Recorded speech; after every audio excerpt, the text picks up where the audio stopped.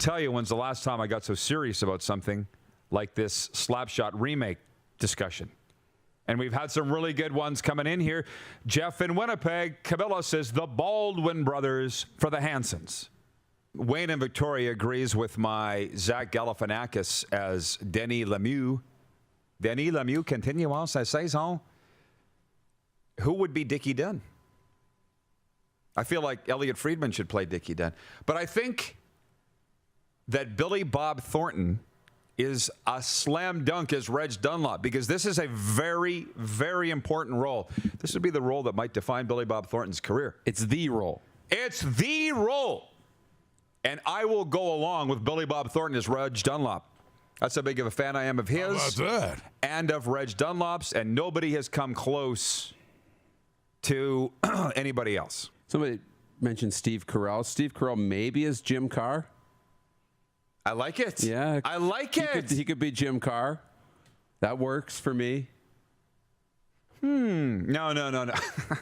The guy whose idea this was in the first place, Robin Wildy, he's watching in PA. He says Liam Neeson as Joe McGrath.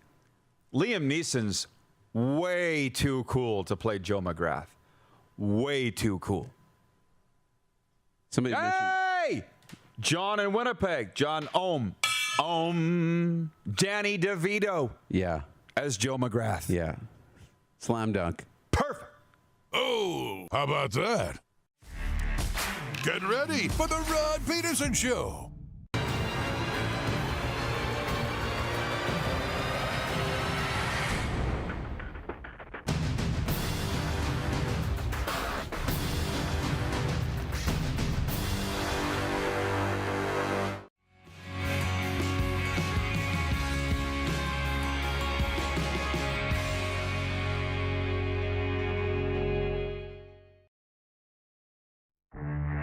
Good morning, Rod Squad. Maybe tomorrow I'll tell you guys about the big game that I went to in San Antonio with Snoop Dogg. Remember that one, Clark? The Lakers and Spurs? Snoop Dogg and I went, Bob. How about that? Snoop Dogg was sitting courtside. I was up in the nosebleeds, but we were in the arena at the same time. I was there with him. This is the Rod Pedersen Show. Yeah, it sure is. Hi, everybody. Happy New Year. Welcome to the RP Show. Come on up inside. Your favorite daytime sports talk show is live.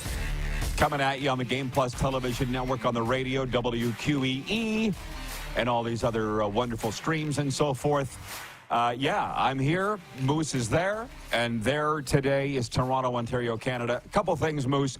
A lot of people don't know that are listening on the radio or that are watching on television that the streaming audience gets a pre-show, a pre-roll, like 3 minutes leading up to the top of the hour.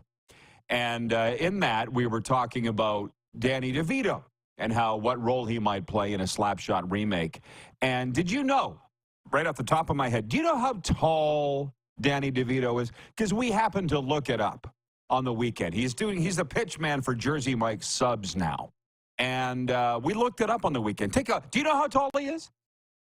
I'm going to guess 5'1". 4'10". Woo! How about that?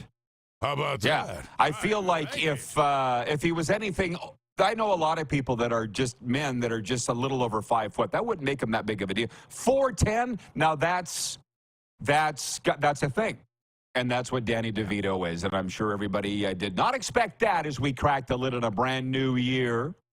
I've been on the I've been ready to get back on the air for long about Thursday, Friday. I could have got back on the air. But as I said to Joe, our COO, I said, I can wait a couple more days. I can take a couple more days off of not doing anything. But what I realized, Darren, yesterday morning as I was pulling up to the house here in the Jeep, I'm like, I'm not cut out. I'm not built to do nothing. So the 1 week off a year that we take is just enough for me. That's enough. And I'm ready to go for the next 51 weeks. How's that feel? How was your holiday? That was great. Got a chance to go home and spend some time with family. It was really good. But again, it was the big talk up here. First time since 1997, we haven't had any snow at Christmas. So felt a little tropical, even though it probably wasn't the 20, 25, 30 degrees that you were experiencing, but it was still nice, really nice. No, it's been cold. It's been cold. Ooh. It's been in the low to mid-teens in Celsius, and it's been bothersome. This morning I came into the house and I said to Serena, you know what, it's cold out there. But I said, you know what, come summer, when it's hotter than the blazes of hell, I'll be praying for a day like today where I might have to put on long pants. And she's like, yes, you will.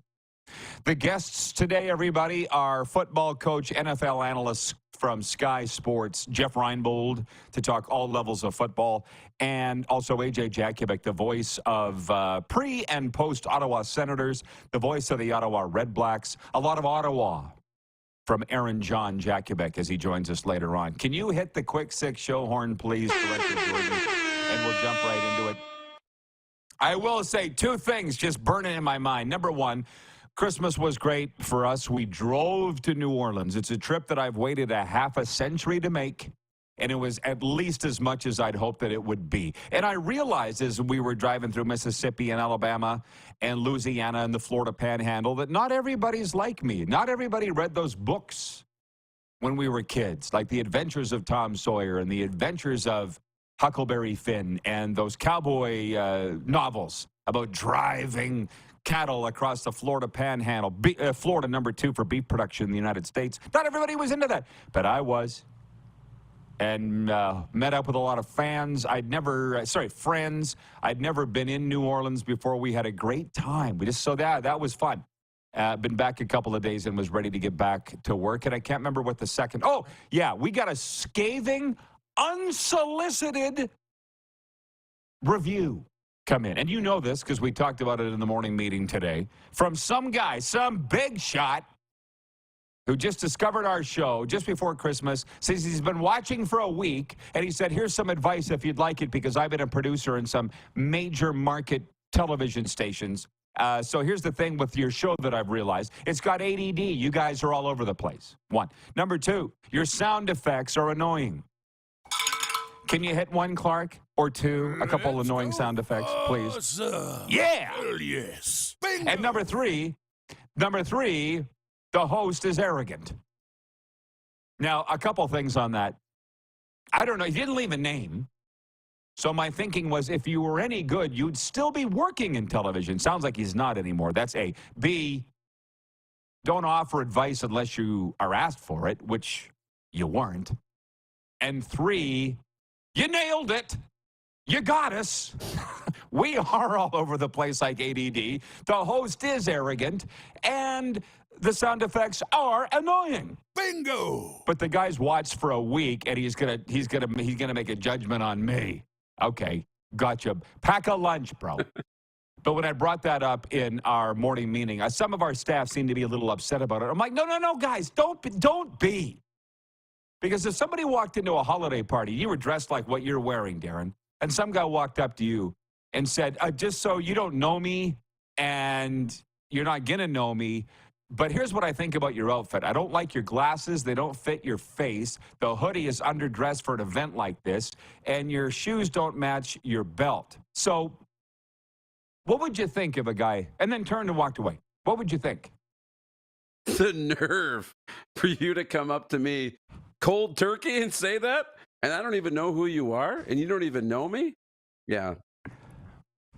It's a little of that. That's what this guy did.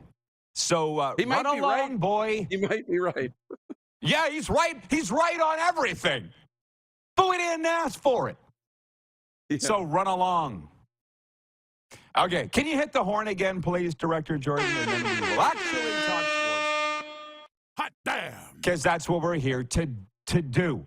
It's daytime live sports, and nobody's going to be talking about the things we talk about. That's one guarantee. Jacob Stansel scored his second goal of the game with 11.7 seconds to go in the third period as Czechia survived a blown 2-0 lead to defeat Canada 3-2 and advance to the semifinals at the World Junior Hockey Championship today in Sweden. Thomas Sobolka had the other goal for the Czechs. Matthew Wood and Jake Furlong replied for Canada, who's coming home without a medal from the World Under-20 Hockey Tournament. Now, I know that There's a lot of people that don't care, but there's a lot of people that do. And when I look at the TV ratings, I look at our numbers, people care about what's happening. Today's the day where there are 4 back-to-back-to-back-to-back playoff games. One and done, single elimination. This is what's exciting about this tournament. But it sucks when Canada loses. We were after our 3rd consecutive gold medal. I don't know how much of it you watched, or you said your excitement level was like at 9 out of 10 or 10 out of 10 or something going into the tournament. So your take on the fact that it's over. Canada's coming home. It's disappointing, no doubt, that it's over this early. And even when we were watching it this morning, before our morning meeting and then picking up the 3rd period afterwards, Czechia played the game they needed to play, but you just kind of knew in the back of your mind, no, Canada's got this. They'll find a way to score. They'll avoid the scare. It's Canada. We'll move on. But for Czechia, I mean, they played so well. They knew what they needed to do. Play defensively, protect the middle of the ice, let the shots pile up, but, control the high-quality ones. And then when you finally get a chance, hope that you bang one in. And it turns out they banged one in when they needed to late in that game. And those are kind of those trap games for Canada. They fell into one today. In a way, Canada scored themselves on the winning goal. It was a little bit of a 13th man thing like us in the Grey Cup. You score on yourself the winning points, doesn't feel too good, and there's nobody you can really blame but yourself, and that really sucks. But Canada's on their way home. By the way, hey, we're going to have a lot of fun today. We have a lot of fun every day, but especially today, just so you know. People are checking in. Make yourself comfortable. You missed a lot, everybody. If you're watching on the streams, you might want to rewind. Wayne in Victoria, BC says, I love your sound effects. I also love Rod's arrogance, LOL. How about that? So do I. Bill in Regina says, morning all. He nailed it. Yes, he did. He got it all right, but that's not the point. We didn't ask him. From Rod Monroe, Clark's dad, producer Clark's dad, he says, Happy New Year's, gentlemen. Here's to a great 2024. Keep up the great work. Reg in Winnipeg writes in and he says, was it Sid Sixero who sent the email? There was no name on it, brah. Chad watching in Lethbridge says, sounds like he needs a little Mike Gundy, Roddy. Come after me. I'm a man. I'm 40. I ain't a kid. From Navy Dawn in Ottawa says, arrogant, you? We're going to move on. But there's a theme for the day today. That's the thing. He's known me a week. You've been watching the show a week. He's going to tell us all about what type of people we are. He didn't give me his thoughts on Darren. I'd like to hear those. Yeah, this is the meme of the day. Major market television producer who unsolicited wrote into this show without signing his name and gave us a scathing critique of what he thought about this show. I guess that's about it. Finland beat Slovakia 4-3. I'll say this morning, there have been 2 upsets already, and it's like noon Eastern. There's been 2 upsets in the tournament today already. Finland beating Slovakia 4-3 and Czechia beating Canada 3-2. We'll get to the other games later. We'll check on them as we move along. But as far as we're concerned, Canada lost. They're on their way home, so the tournament's over. We're not going to be watching no more. That's the one thing that I really realized when you're watching from outside of Canada back into the country. There's one thing that we're really good at. It's hockey. Not a lot else. And people are going to be upset and say, well, what about women's soccer? What about just hockey? It's hockey. And we expect to win every tournament. And when we don't, something's wrong. And I really enjoy Mike Johnson's color commentary on the television on TSN. And he said today, I don't know if you were watching it, but he said, you can tell the players the night before the game, the morning of the game, in the pregame, watch out for this team's speed, watch out for this, this, and this.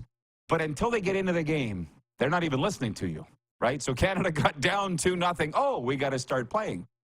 And then they tied it up and ended up scoring on ourselves to lose. I don't want to talk about it anymore. Number 2, Joey Decord made 35 saves in his second career shutout Eli Tolvanen had a goal and 2 assists, and the surging Seattle Kraken beat the Vegas Golden Knights 3-0 in Monday's NHL Winter Classic in Seattle in front of 47,313 fans. Outdoor game. Seattle with its 5th straight win improved to 7-0-2 in its past 9 games. We're going to come back later on what I have written here, which is any thoughts on have the playoffs changed? I had a guy write me on the weekend and say, oh, Rod, do you think the Oilers are going to make the playoffs now? Or I think he said miss the playoffs now because I said nothing would surprise me with them. I'm not going to get into that today, but I didn't watch one shift of the outdoor game. It's not that I'm anti-outdoor game, but Alabama was playing in the Rose Bowl. That's my team, and we're going to get to that. I heard people say that it was an overpriced ticket for the entertainment factor, that Seattle won 3-0. I think you're looking for something to complain about if that's your beef. The home team won. It was a sellout. Bob's your uncle. Was my read on it. Uncle. You? Do you have a read? No, I mean, it's fun. The Winter Classic is always fun. And the things that go around it, you know, at least we got piped in the TNT broadcast with Wayne and Biz, and that's always fun. You know, they've stopped sending the Canadian, you know, Hockey Night in Canada panel to the Winter Classic, it feels like, and they've just, you know, doubled up the American broadcast, and that's fine because those guys are entertaining, and it's all about it. You know, it's the guys dressing up as the fishermen or the Elvis guys, you know, walking into the rink. It's the hype around it. It's the festival. It's Biz was fighting with the mascot live on TV. That stuff is all part of it, and the game is fun too. The result of the game seldom is the story around the Winter Classic, and it wasn't this year either. It was still fun. Yeah, I'll say it again. Seattle won 3-0. The home team won, and it's all great. I have so much, like we all do, stats and information pumped into our head. The problem is it's not all right. You know, somewhere along the line, I heard it was the first shutout ever in Winter Classic history, and then I'm reading the NHL game notes this morning, and it's like, no, it's the 5th all-time shutout. So even though Vegas guns went silent and Mark Stone saw his point streak end, by the way, he was the most entertaining of the Elvises that I saw. It looked like it was a success. So are we ready to move on? Yes. When we'll talk next hour about tonight's games in the NHL, because there are 13. We are obviously going to talk about your Leafs. The Florida Panthers are beginning a fun road trip through the West, and I'll tell you why it's going to be fun in a second. Nelson, our VP of SEM Events, writes in and he says, is it arrogance or confidence? People get those mixed up. I don't care.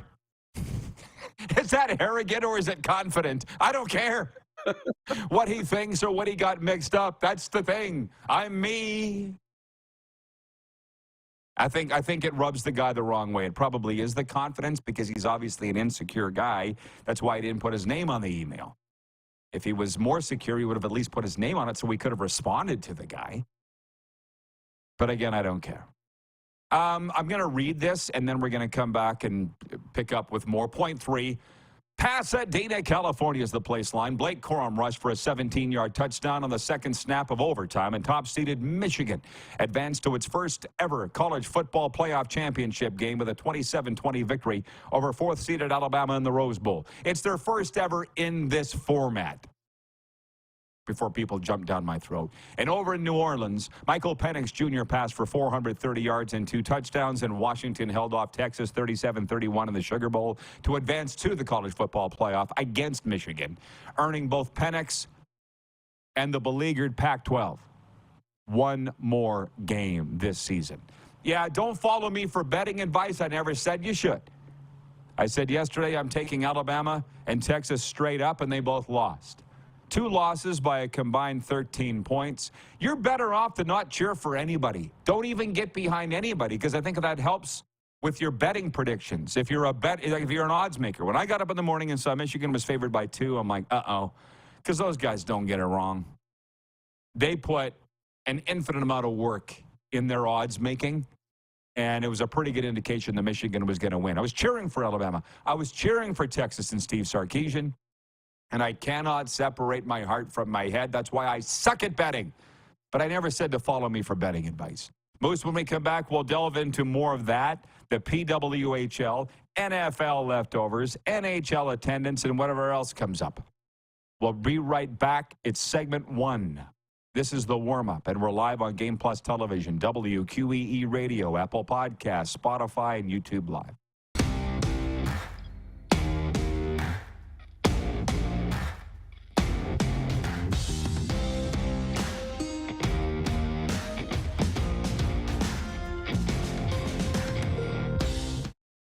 The sports landscape continues to change, and teams and facilities are under more pressure to provide online and in-venue entertainment. They need the right team to deliver their product. Look no further than IKS Live. We provide service across North America and produce the best fan experience across all platforms.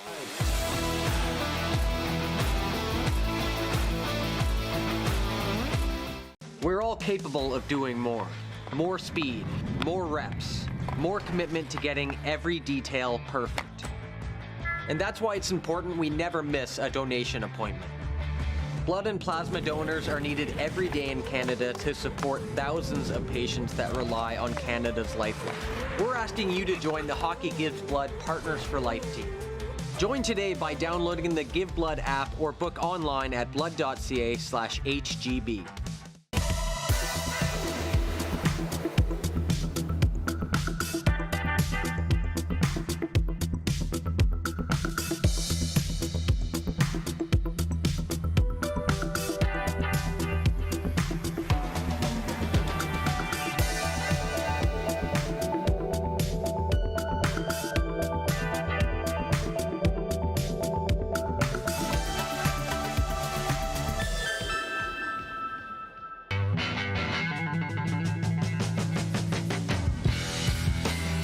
Did you know that you can help save a life? And you can start right now. Stem cells from male donors increase chances of positive outcomes for patients, yet they only make up 40% of our registry. Today, there are hundreds of people in Canada searching for their life-saving match. You can be a patient's best hope.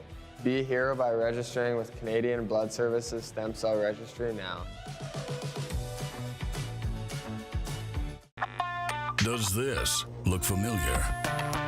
Your fans deserve an incredible arena experience. It's time for an upgrade. Stunning graphics. Revenue opportunities are just the beginning with our in-venue display systems and scoring technology. Let us help you find the best solution for your facility.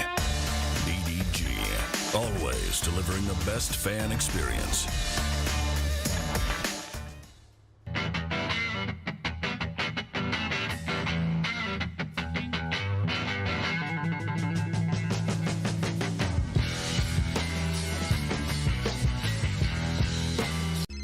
Text 902-518-3033. 902-518-3033. Pick up your phone and text RP, that's Rod Pedersen. Text 902-518-3033. Here's how your business can be a part of Canada's fastest growing sports talk show. All you have to do is contact us, and we will tell you all about the dynamic and exciting marketing opportunities we have, utilizing a fully integrated 360-degree multi-platform. Imagine your business seen and heard across Canada on Game Plus TV and around the world on the Rod Pedersen Digital Network. You will use one of the most overused expressions in sports. You gotta be kidding me. Get your business involved. Contact the Rod Pedersen Show today.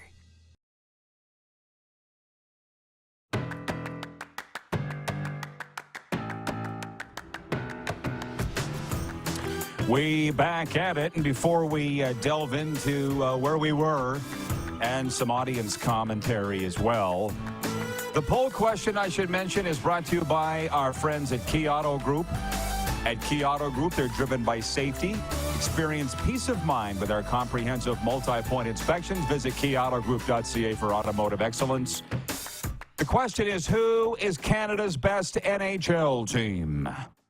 Not surprisingly, it's the team that I said was 3 weeks ago leading the vote, the Winnipeg Jets, 45% of the vote.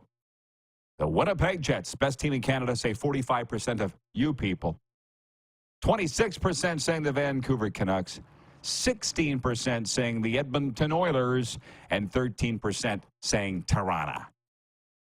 And listen, we're going to get to the Leafs commentary, all our NHL commentary. We're coming out of the weekend. It's our first show of 2024. Let's bring in the Moose now. And I knew that it would be a fun theme of the show. We had an anonymous comment come into our website from a major market former television producer with a scathing critique of our show, that we have ADD, it's all over the place, the sound effects are annoying. Can you hit some more of those, Clark?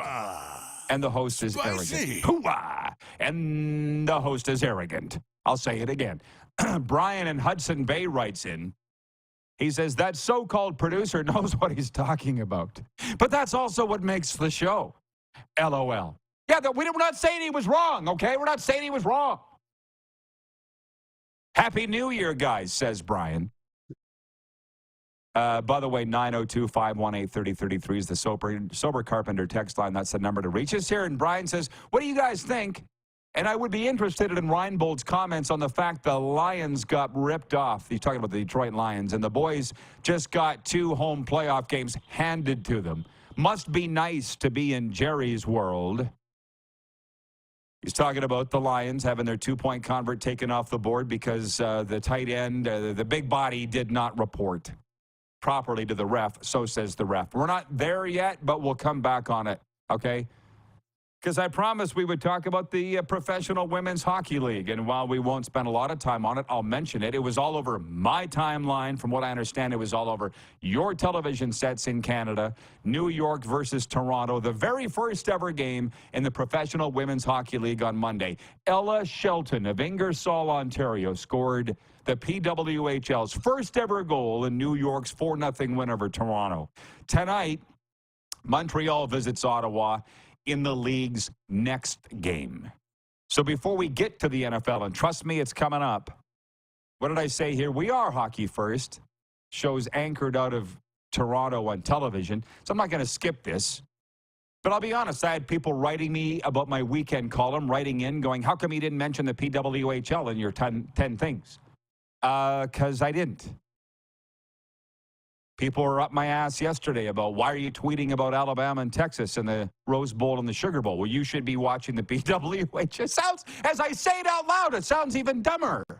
I said to them, you watch what you want to watch, and I'll watch what I want to watch. How about that? I'm not anti-women's hockey. My niece is one of the top U.S. college women's hockey players at Mercyhurst. Look it up. Sydney. She'll probably play in the league, and when she does, I'll be even more into it. I'm not anti that. Bravo, good for them. But I sat with a television guy Friday night at the Panthers game, and I'm like, why is the WHL, OHL, and the Q not on TSN anymore? Why not? He goes, it's not a moneymaker. Oh, that's fine. I said to the guys in the morning meeting today, that's going to be my thing from now. Rod, why aren't you doing this? It's not a moneymaker. It's a hell of a way to get out of an uncomfortable situation and conversation, Darren. And I wonder how long is the PWHL going to be a moneymaker for all these networks, or is a statement that we're all great guys promoting women's hockey? Because it is entertaining. I'm not saying it's not. But my team's the Alabama Crimson Tide, has been since the 90s. They're in the Rose Bowl. That's what I'm going to watch. Get off my ass. You want to watch women's hockey? You go ahead. Now, if you want to be Terry Jones, the Hall of Fame writer, which I don't quite understand. He's in all the Hall of Fames, and he deserves to be. He's a great writer. But he came out and said, what they should have done is brought in Ron McLean and, what'd he say? Kelly Rudy, Chris Cuthbert, whoever it was. He said, bring in all the men. And he was doing it just to kick the hornet's nest, But that's my take on the PWHL. It's good for those that are excited. I'm not that excited about it. Let me watch what I want to watch. That's my take. Yours? It was awesome. It really was. It was good to see. They packed the old Maple Leaf Gardens, the Mattamy Athletic Center, the lineups around the block, the people wearing merch. We all saw the photos. Eric Lindros was there with his daughter, and they had a ton of support and a ton of hype built around it, and that's awesome. Like, I can't get a ticket to watch any games in Toronto all year. They're sold out, all 12 home games. So that stuff is really cool. They've done it right. They've built up hype. They have a venue that's big enough to allow for good crowds, but it's small enough to make sure it's sold out and you create a lot of hype. And I think it's off to the right start. So we'll see where it goes. It was on all the major networks, doing a lot of things right. Great way to celebrate, the women's game. And, I think coming out of the weekend, there are no negatives coming out of it. I think it's all positive. And for their sake, I hope it continues. Yeah, I'm all for it. I'm all for young girls having something to aspire to play hockey at a higher pro level. I'm all for young or old female broadcasters because that's entirely who they're hiring to broadcast these games. That's great. And if there's one day that I have the opportunity to watch it, I will, but I'm not going to break an ankle doing so. James in Borden, Manitoba writes in, he says, I tried to watch the women's hockey. It was about as entertaining as watching paint dry. Well, beauty is in the eye of the beholder, right? Glenn in Medicine Hat says the PWHL Toronto ticket products are sold out for the entire season, as you just said. All 12 home games, capacity 2,537. Doing the math on all of this, the income and expenses, I don't know. Well, that's up to them to worry about and find out. It was the 110th Rose Bowl, and it was the very first PWHL women's hockey game. So I hope it's around for a while, but I was going to watch my team. So that's our take. Moving on to the Detroit-Dallas game Saturday night in the NFL. Greg S. Greg with 3 Gs writes in, and he says, I'm not talking about his cell phone. He says, referees make mistakes. It happens, and it will happen again. I do feel for the Lions, though. If I just... Carlos in Indianapolis writes in, and he says, at least we're not talking about the same teams all the time, like a lot of sports shows. Exactly, as we're about to talk about the Dallas Cowboys. I will say this. Thinking about Indianapolis makes me think of Jim Harbaugh. And you've been watching the NFL long enough, I would think. As I sit and watch him coach Michigan, he looks like the grandpa carving the turkey at Thanksgiving or Christmas. He's got the glasses the size of bus windshields. He's got the dad Dockers, right? Yes. And I'm like, if you didn't know, I called up a photo of him when he was playing. I said, Serena, he was a stud with the Colts. A stud. Look at him. Now he's just, he don't care. I guess if they put a camera close on him, he would have ear hair, nose hair. He don't care. Because he's not that guy anymore.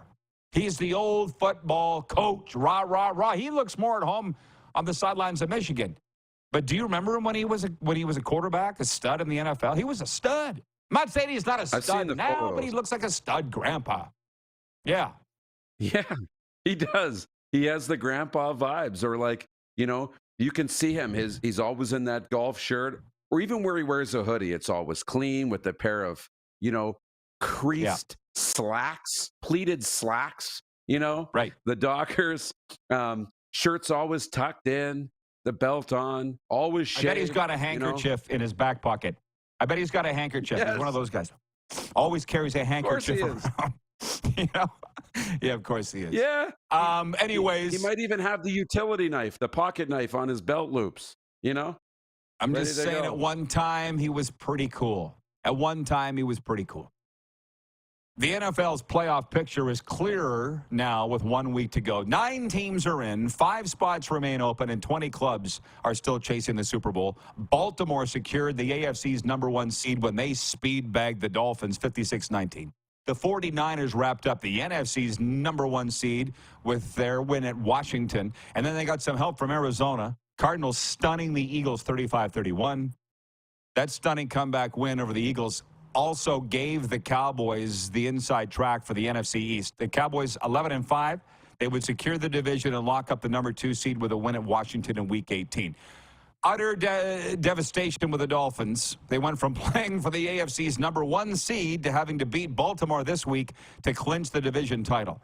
If the Bills come down here and win on Sunday, they'll secure the AFC East, and the Dolphins would drop to the #6 spot. Buffalo would finish 6th, 7th, or out of the playoffs with a loss. But I just want to spend a minute on the Cowboys-Lions. what an ugly ending that they're still talking about. And if you're an NFL fan, you've watched enough of it, you talked enough about it, you know what I'm talking about. And if you don't know what I'm talking about, we don't have time.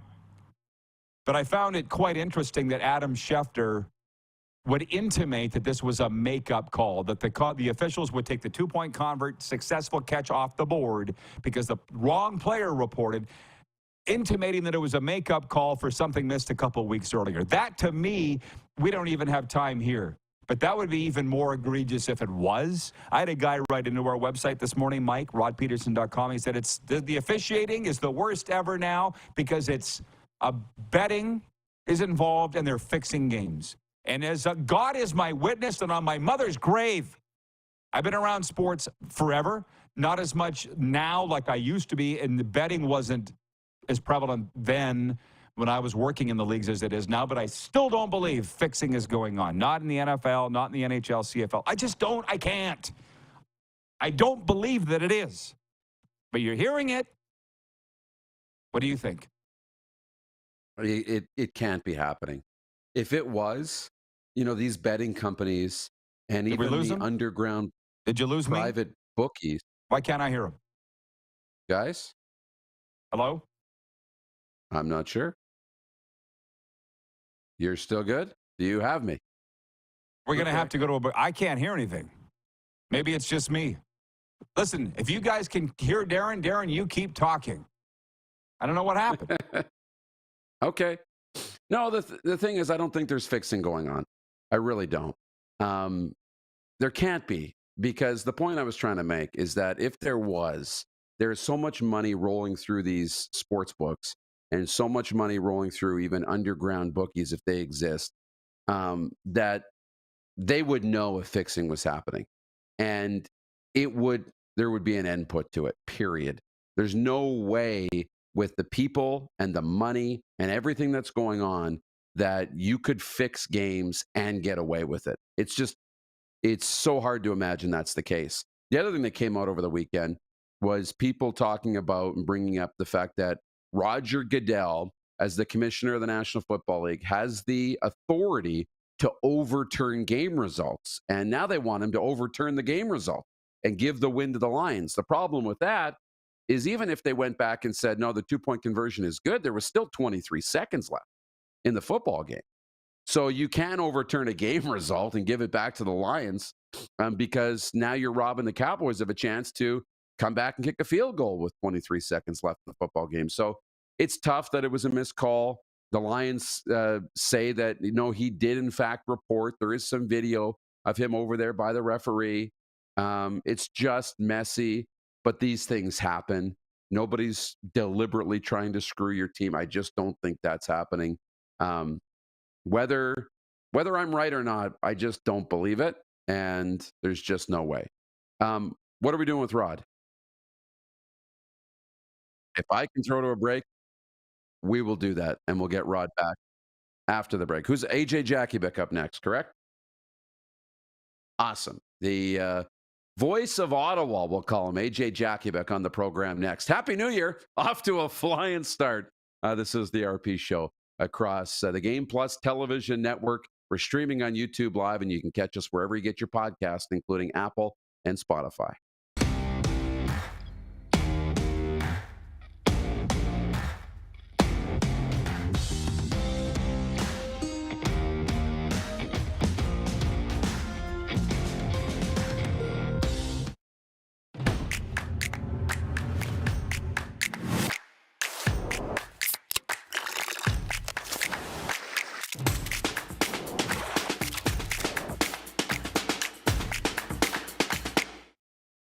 IKS Game Day wishes to congratulate the city of Estevan and Affinity Place on their brand new center ice display.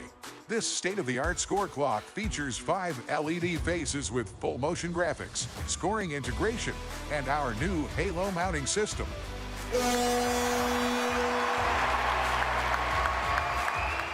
If it's time for an upgrade, let us show you how to deliver the best fan experience. You can find us at IKSGameDay.com. Nestled in the scenic Qu'Appelle Valley, just 20 minutes northwest of Regina, is one of the finest golf courses in all of Saskatchewan, the Deer Valley Golf Club. The clubhouse has a full-service restaurant, and customers can enjoy a casual dining experience with spectacular views of the golf course and valley. A fully stocked golf shop staffed by PGA of Canada professionals is equipped to meet all of your golf apparel and equipment needs. Book your tee time, family event, or corporate tournament today at the Deer Valley Golf Club. Call 306-731-1445.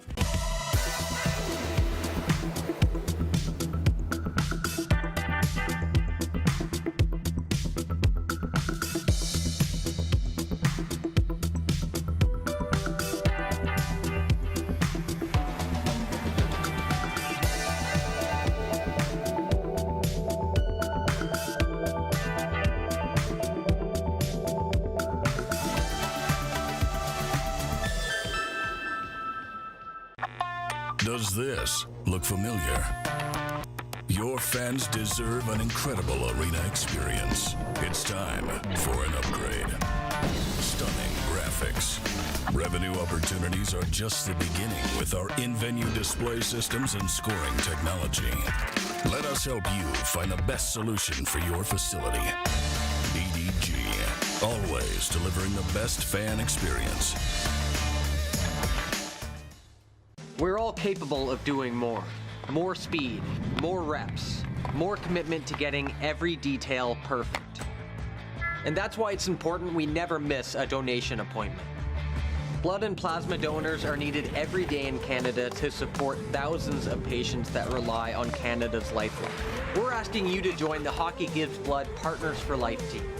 Join today by downloading the Give Blood app or book online at blood.ca/HGB.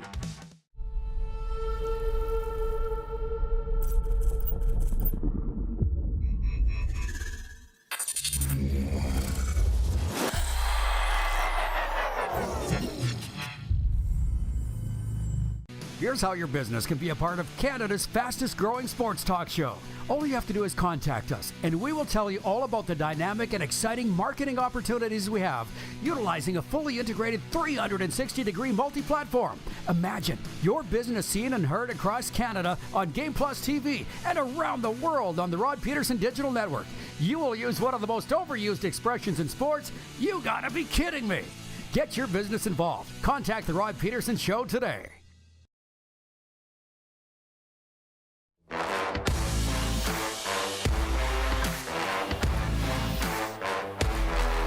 We back. Talking sports in paradise. There are 13 games in the NHL tonight. Our teams are on the road. The Lightning are at the Winnipeg Jets. We'll be talking about that later. The Florida Panthers are at the Arizona Coyotes. And the Vancouver Canucks host the Ottawa Senators. Vancouver leads the Pacific Division with 49 points. Ottawa's last in the Atlantic with 28. AJ Jakovic joins us from TSN Radio Ottawa. There's always a ton of things that we can chat about with AJ, and I'm going to start with the NHL. AJ, if you don't mind, Happy New Year, bro. With the Senators, the coaching change, I don't feel or see that anything's changed under Jacques Martin, but I haven't watched all the games. What has changed, if anything, since DJ Smith was fired? Yeah, Happy New Year to you, Roddy, as well, and to all your crew and all your viewers as well. So always great joining you. I think other than the New Jersey game, which was a lot of what we saw early in the season, just too many turnovers, bad board play, too much inconsistency, not good enough in the D zone, a lot of issues, not getting a save as well. But I think other than that, we've seen some progress. We've seen this team look to do some different things in terms of what they're doing structurally, trying to support each other a little bit more, trying to be a little bit more aggressive.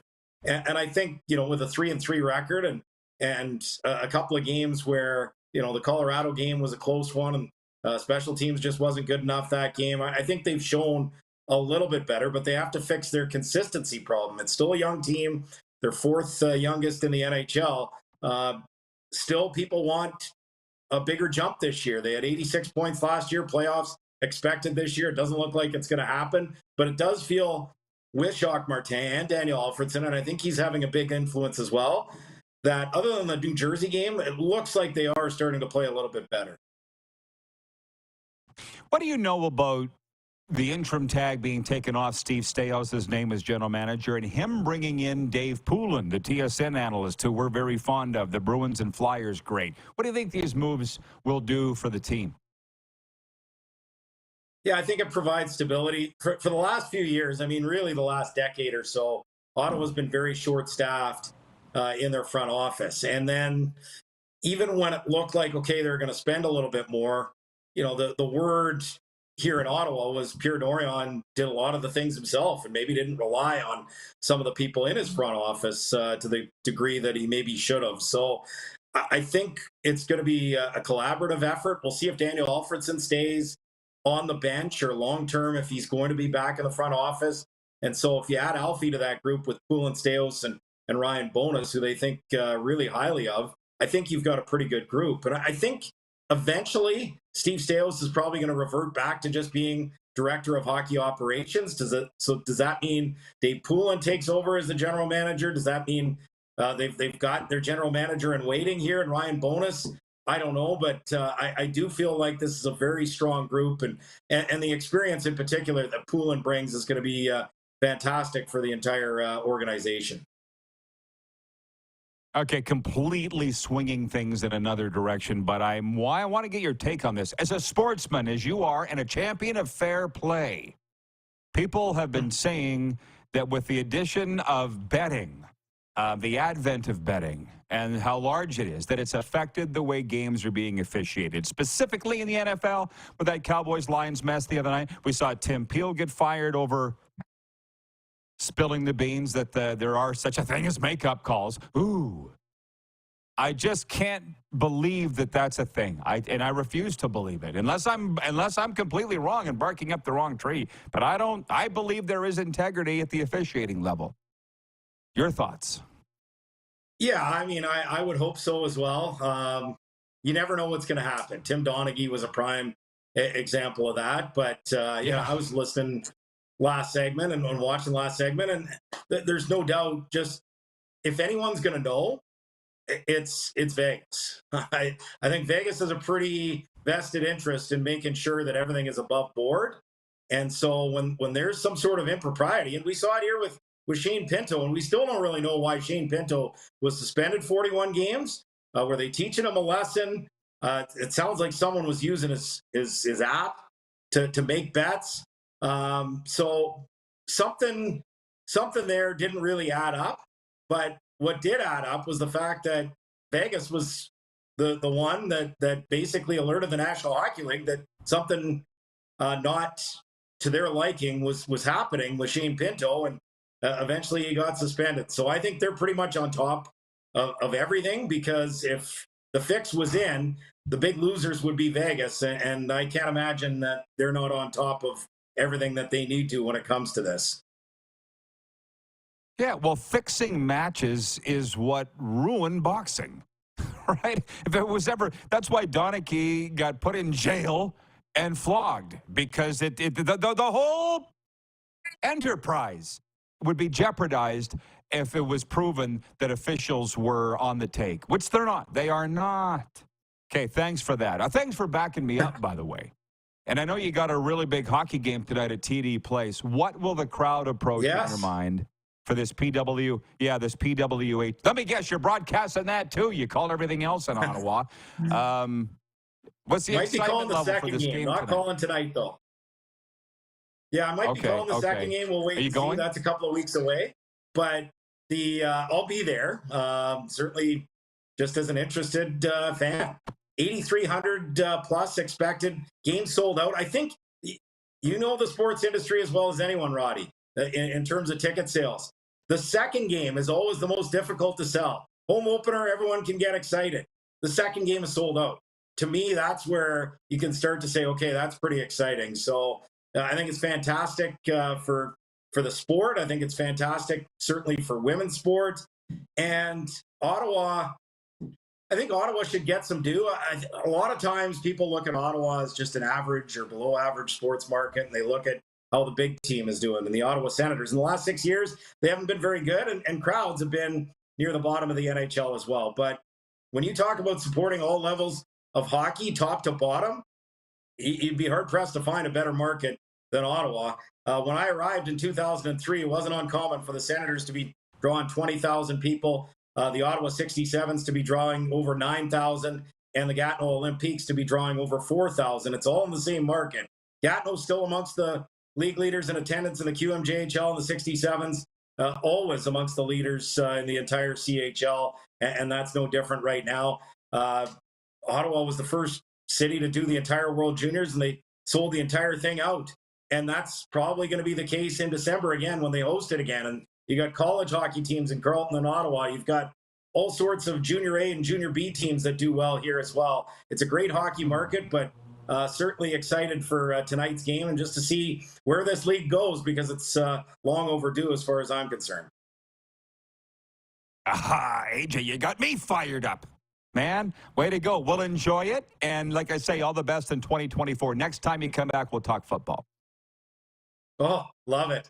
Can't wait. Long ways away from a CFL standpoint right now, but my goodness, Ottawa needs a much better year after 14 wins in the last 4. Yeah, well, I wanted to keep it positive today. Thank you, AJ. Happy New Year. Cheers, Roddy. We'll be right back with this. We'll be right back with a sports update and audience takeover right after this. We are live on Game Plus Television, WQEE Radio, Apple Podcasts, Spotify, and YouTube Live.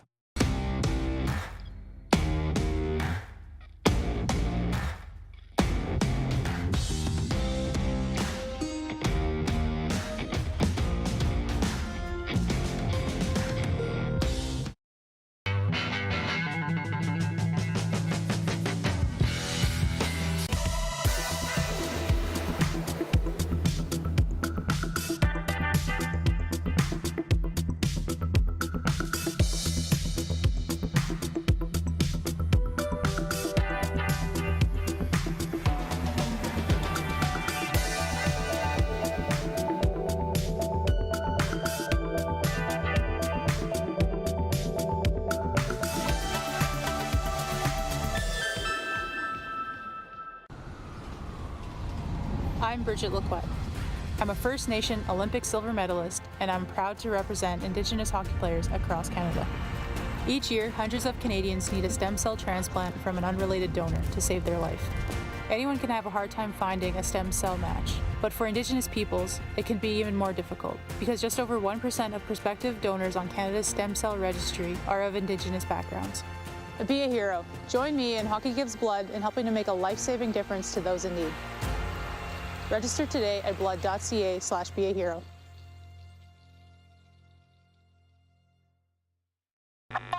Does this look familiar? Your fans deserve an incredible arena experience. It's time for an upgrade. Stunning graphics. Revenue opportunities are just the beginning with our in-venue display systems and scoring technology. Let us help you find the best solution for your facility. EDG, always delivering the best fan experience. Text 902-518-3033. 902-518-3033. Pick up your phone and text RP, that's Rod Pedersen. Text 902-518-3033.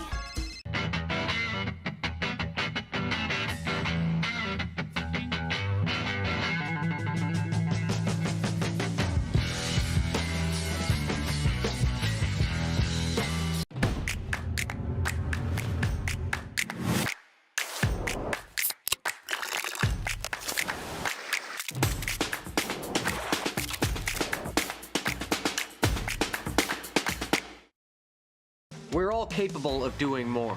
More speed, more reps, more commitment to getting every detail perfect. And that's why it's important we never miss a donation appointment. Blood and plasma donors are needed every day in Canada to support thousands of patients that rely on Canada's lifeline. We're asking you to join the Hockey Gives Blood Partners for Life team. Join today by downloading the Give Blood app or book online at blood.ca/HGB. Business owners and marketers. Okay, we know you think we're pretty cool. That's why we want you to share in the coolness factor. Partner with the Rod Pedersen Show and market your business every weekday to sports lovers just like yourself. Take advantage of our many cost-effective commercial and promotional opportunities. Tell the world about your business. Yes, the world. Thanks to Game Plus TV and the Rod Pedersen Digital Network. Contact us today and find out how you can be a part of Canada's fastest-growing sports talk show, The Rod Pedersen Show.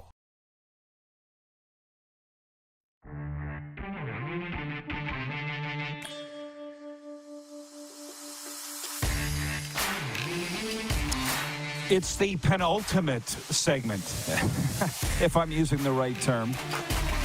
Oh, yeah, I can't wait to get Reinebold on next segment, and I couldn't wait to get on the air today. I was ready to come on mid to end of late last week. And I've been thrown for a loop today that when people thought that these officiating gaffes in the NFL had to do in some regard with betting. I had to have that explained to me. Why would you say it had anything to do with betting? Oh, they're fixing it? No, they're not. There's no way. But we'll talk about these calls and non-calls and all the rest next hour. More with Moose, and then Jeff Reinebold will join us. But I hope you have some football-related questions not related to officiating, because I really do get tired of it. We can just chalk it up to sheer incompetence. That's what it is. People make mistakes, and then they don't want to admit them. That's why the refs are blaming the Detroit Lions. The Detroit Lions are blaming the refs, and to be honest, out of it all, I believe the Lions. But a sports update, Jacob Stansel scored his second goal of the game with 11.7 seconds to go in the third period, and Czechia survived, blowing a 2-0 lead, and beat Canada 3-2 in a quarterfinal today at the World Juniors in Sweden. Matthew Wood and Jake Furlong replied for Canada, who are coming home without a medal. As we talked about with AJ last segment, a sellout crowd's expected at TD Place tonight as Ottawa hosts Montreal in the second ever game of the Professional Women's Hockey League. On Monday, New York posted a 4-0 victory against Toronto at the sold-out Mattamy Athletic Center. They're all writing sold out. It's a big movement, a big narrative to push this. I love it. Let's see how long it lasts. Not the league, but the sellouts. Sports updates brought to you by Common Crown Brewing Company, turning your everyday common beer into a unique and exceptional experience. Visit commoncrown.ca, and for Landmark Cinemas in theaters now, Aquaman and the Lost Kingdom. It's an action-adventure. When an ancient power is unleashed, Aquaman must forge an uneasy alliance with an unlikely ally to protect Atlantis and the world from irreversible devastation. Starring Ben Affleck, Jason Momoa, Dolph Lundgren, he's one of my faves, and Nicole Kidman. Next hour, I want to get into this 13-game NHL slate tonight as well. The poll, we'll check it, we'll update it, but I'm sure that it will probably finish with Winnipeg. I would hope, as you people know hockey, and the Winnipeg Jets are the best team in Canada right now in the NHL. But the Oilers are home to Philadelphia tonight. The Flames are on the road to Minnesota. The Leafs are at the LA Kings. We haven't even talked about it yet. Hour one was spent recapping the weekend and trouncing the former television producer from multiple major markets that gave this show a scathing critique, which we didn't ask for. That was talked about a lot in hour one. Maybe we'll talk more about it in hour two, but likely not as much. And Jeff Reinebold will join us to talk some NFL. We got some spots locked up, a lot still up for grabs. And I just can't believe that anybody would think that the officials are on the take in any league. That's why Donaghy got thrown in the clinker and severely blackballed. But we'll talk about it more after this brief pause on Game Plus and Key Radio.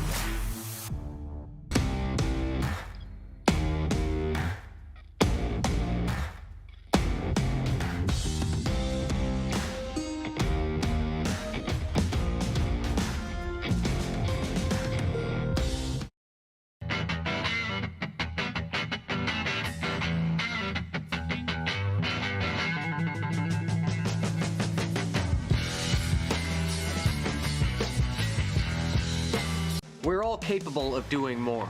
More speed, more reps, more commitment to getting every detail perfect. And that's why it's important we never miss a donation appointment. Blood and plasma donors are needed every day in Canada to support thousands of patients that rely on Canada's lifeline. We're asking you to join the Hockey Gives Blood Partners for Life team. Join today by downloading the Give Blood app or book online at blood.ca/HGB. The sports landscape continues to change, and teams and facilities are under more pressure to provide online and in-venue entertainment. They need the right team to deliver their product. Look no further than IKS Live. We provide service across North America and produce the best fan experience across all platforms.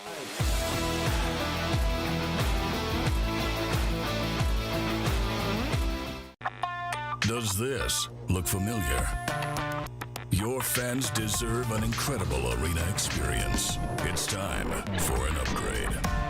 Stunning graphics. Revenue opportunities are just the beginning with our in-venue display systems and scoring technology. Let us help you find the best solution for your facility. EDG, always delivering the best fan experience. Nestled in the scenic Qu'Appelle Valley, just 20 minutes northwest of Regina, is one of the finest golf courses in all of Saskatchewan, the Deer Valley Golf Club. The clubhouse has a full-service restaurant, and customers can enjoy a casual dining experience with spectacular views of the golf course and valley. A fully stocked golf shop, staffed by PGA of Canada professionals, is equipped to meet all of your golf apparel and equipment needs. Book your tee time, family event, or corporate tournament today at the Deer Valley Golf Club. Call 306-731-1445. IKS Game Day wishes to congratulate the city of Estevan and Affinity Place on their brand new center ice display. This state-of-the-art score clock features 5 LED faces with full motion graphics, scoring integration, and our new halo mounting system.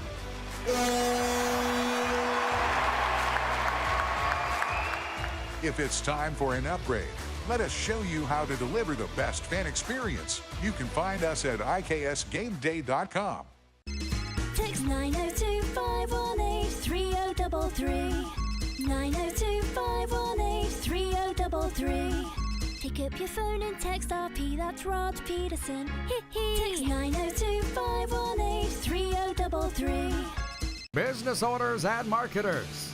Okay, we know you think we're pretty cool. That's why we want you to share in the coolness factor. Partner with the Rod Pedersen Show and market your business every weekday to sports lovers just like yourself. Take advantage of our many cost-effective commercial and promotional opportunities. Tell the world about your business. Yes, the world. Thanks to Game Plus TV and the Rod Pedersen Digital Network. Contact us today and find out how you can be a part of Canada's fastest-growing sports talk show, The Rod Pedersen Show. Good morning, Rod Squad. Maybe tomorrow I'll tell you guys about the big game that I went to in San Antonio with Snoop Dogg. Remember that one, Clark? The Lakers and Spurs? Snoop Dogg and I went, Bob. How about that? Snoop Dogg was sitting courtside. I was up in the nosebleeds, but we were in the arena at the same time. I was there with him. This is the Rod Pedersen Show. Yes. Thank you, Rick Regan. Glad to have you on the team heading into this 2024 year. A year of evolution, prosperity, and abundance. The year of the dragon. If you're into that, and I certainly am. Down here in South Florida, Moose joins us from Toronto. The show's being directed out of IKS Regina. I like Anchored on television. How do you say it? Yeah, produced from Game Plus in Toronto. We're on the radio in Atlanta, WQEE. And settle on up, everybody. Make yourselves at home. Brian is watching on YouTube, the stream, Darren. He writes in from Edmonton. Hang on. Where did it go? He goes, good morning. I'd better replay hour one. Yes, you should. We're going to look ahead to tonight's 13 NHL games. There's no Monday Night Football. There was no, and it's Tuesday anyway, so it doesn't matter. But there was no NFL Monday Night Football to talk about today because they played that on Saturday night. That was Aikman and Buck called that game that they're still talking about the officiating. And listen, Did we ever come up with, I meant to mention this in the morning meeting, what episode number is this? How many did we count last week? We had the World Junior show and some replays. Do we have a number today? Clark, do you have one? So I can write it on my board here. He doesn't have it. Clark doesn't have it. Do you, Moose? My guess, my suggestion, and I think what we've done in the past, is those are best of compilation shows. I don't know if we count those as original new programming, you know? Okay. But the World Juniors preview does? Yes, one. Yes. Okay. Which reminds me, by the way, we're live. Canada's out. They're going home from the World Juniors, losing in a quarterfinal today, 3-2. I'll be honest, watching the World Juniors this year hurt me a little bit because I wanted to be there. Had a lot of friends there. By name, Bryn Griffiths, Marty Forbes, Paul Almeida. Did you follow any of them? I'm sure you did. They're just having a big old time up there in Sweden. Eventually, we'll go. Serena's checking flight patterns and tour companies. She wants to go overseas sometime to watch. I don't care to leave here, like, ever. But I'll go to Canada for the World Juniors. I'll go to Canada because that's where it's hot. And as they say, there's always an upset on this quarterfinal day, which is today. 4 playoff games back to back to back. And there were 2 already. Canada losing to Czechia 3-2. Finland beating Slovakia 4-3 to move on to the semis. The USA game, I'm sure, is over. It's just taking a minute to load. Yeah, USA is leading 6-1 in the third. So there's always one upset. Today there were 2 already. And it was 2 World Juniors ago in Edmonton. We were there live broadcasting from the arena. And while this show was on the air, was the first of those 4 quarterfinal playoff games. It was so great. I'll never forget the TV partner tried to shut us down because we were on the air while the first game was on. And Hockey Canada said, no, Rod's our guy. He's doing the show. And they settled it by saying, can you just put a backdrop up behind him so that he doesn't show the ice? We're like, okay, good. Couldn't get to Halifax last year for whatever reason. I can't remember why. But anyways, he's coming to Ottawa, and I plan to be there. Colin in Ottawa, who you met at Grey Cup, Darren, he writes in and he says, come to Ottawa, Roddy. The World Juniors will be rocking next year here next. Of course, everything's rocking in Ottawa. And with regards to hockey, in last hour, AJ Jakovic joined us to talk about the PWHL women's game tonight, all the wonderful hockey things that are going on in Ottawa. But we're not talking anymore about the Rose Bowl. Darren's team won, but he just started cheering for them last year. So I'm not even going to give you the opportunity to gloat that you guys, Michigan, beat us in the Rose Bowl yesterday. It was painful. It was. And then my Texas Longhorns, they became my team when Steve Sarkisian started cheering for them. They lost 2. So we're going to move on to hockey. The Toronto Maple Leafs waived underperforming goaltender Ilya Samsonov, and the Buffalo Sabres ended their 3-goalie rotation by waiving Eric Comrie on the weekend. Samsonov's .862 save percentage and .394 goals against average are each the second worst among goalies with at least 10 appearances. In his most recent action, he allowed 6 goals on 21 shots Friday in a 6-5 overtime loss to Columbus. I was watching the game here, or following the game with a friend. You know who it was, Darren, here at the Panthers game Friday when they were playing the Rangers. Seems like a month ago now. So much has happened since. But he's like, oh, the Leafs, that was the night they lost in Columbus, and they're getting blown up again. And they're at the Kings tonight, the Leafs. They're still in a playoff spot, narrowly. But you've been back in Toronto, back from Christmas holidays long enough now. Tell me, what's the vibe? What's the word? What are you thinking about the buds here as we approach the halfway mark? Yeah, need to clean a few things up. And goaltending is obviously one, finding some consistency between the pipes. You know, Martin Jones is now getting more action. Joseph Wall has dealt with injuries. Samsonov hasn't played well and now is waived. Not sure what the future holds in that regard. If the Leafs are going to be players in the trade market to try and upgrade the goaltending spot, the one name that's come out over the last little bit has been Gibson in Anaheim.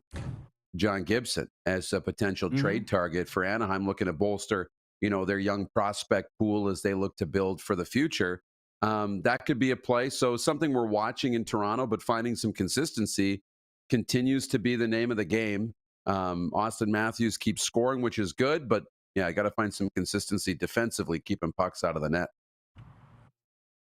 Thank you for the analysis.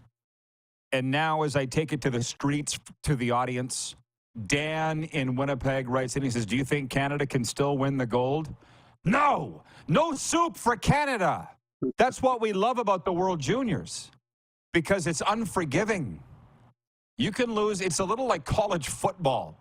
You can lose maybe one game, and that's in the round robin. You can't lose two, really. And in the playoffs, you're done if you lose. And that's what happened in Canada today. They're done. They're coming home without a medal. It sucks. I appreciate the question. There's your answer. Okay, I'll allow it. Just one on the merger of the United States Football League and the XFL. John Ohm, our good friend John Ohm, who was nice enough to write in to our Facebook and say he missed us over the holidays, but everybody deserves a break. We take 1 week off a year. Thanks, everybody, for allowing us to do that. We take 1 week off a year. Name somebody else that does that. Nobody.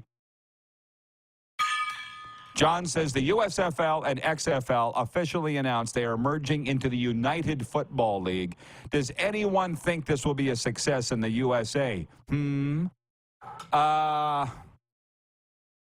I don't, and I'm already done. I'm already bored of the UFL. I'm bored of it. I'm done. I'm done.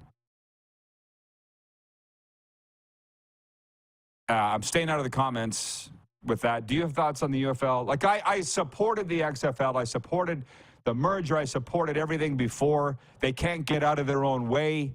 I'm actually moving on. And we're talking about NFL things, NHL things, bowl leftovers, because they just can't figure it out. So that's my thoughts. Do you have any? Yeah. The only thing I have is I'm curious. It'll have about as much of my attention as the two leagues had previous, which was very little. But I'm curious. The one thing I think they have going for them is, you need to find a way to pull people in. And the one thing I think they have going for them is they have a USFL conference now and an XFL conference. So I think there's a way to say, hey, look, I'll probably be in the XFL conference pulling for one of their teams. I want the Rock to win. So that might be a way to pull me in as a rooting interest. But that's about it. We'll wait and see. They got to show me something. I feel like even that didn't work, having the Rock in terms of stability. Troy in Toronto writes in, he says, Happy New Year, Rod Squad. I hope people don't start to point fingers at specific Canadian junior players. These are kids, and it's only one game in their lives. They are all still great. Yeah, you can look at it that way, and I'm glad that you do. My thing was Canada underperformed in this whole tournament. You don't want to name names? Why not, man? They're old enough to vote. Fraser Minton played in the NHL with the Leafs this year. I watched him here in Sunrise. Where was he all tournament? Macklin Celebrini was like the only guy that did anything. And by the way, for those that didn't watch the game, Canada scored on themselves. Well, they tipped in the game-winning goal past their own goalie, Russo, with 11.7 seconds to go. Trust me, I know how it feels. So they weren't good. Why can't we say it? I can't go down that road of being soft. I've been on that side of the argument my whole life with junior hockey, and they're just kids. Sorry. I saw the interview, was it with Fraser Minton? One of them said after the game, he feels like the world's ending right now. Well, it should. I'm sorry. That's pressure, guys. But there's a guy by the name of Connor Bedard, and I know you all aren't Connor Bedard, but he's facing massive amounts of pressure every single time he steps on the ice, and he's answering the bell. You guys as a team couldn't get it done. I should probably stop. Janet, the Four Seasons says our offense was non-existent, and Fraser Minton was our captain, and no one could tell. That's just one guy. They were largely all bad, and it's a fast tournament. I broadcast it. I was the voice of Team Canada. it goes so fast that it's hard to make adjustments. Like Alan Letang, the head coach, when he came out after the loss to Sweden 2-0, and he goes, some of our guys need to look in the mirror and ask if they're given enough. This is not the middle of November. We don't have enough time. Right? Do you know what I'm saying, Dan? That's the beauty of the tournament, but that's what's pain. We don't have time to learn the lessons. Right? So they're just kids. Why play the damn? Why would I watch then? I know. The Agree pressure on these kids. Agree or disagree? No. Excuse me.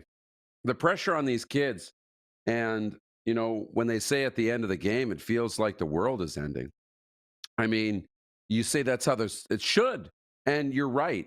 Because, you know, having some adversity and dealing with it like this, now all of a sudden we're going to go into next year in Ottawa at home.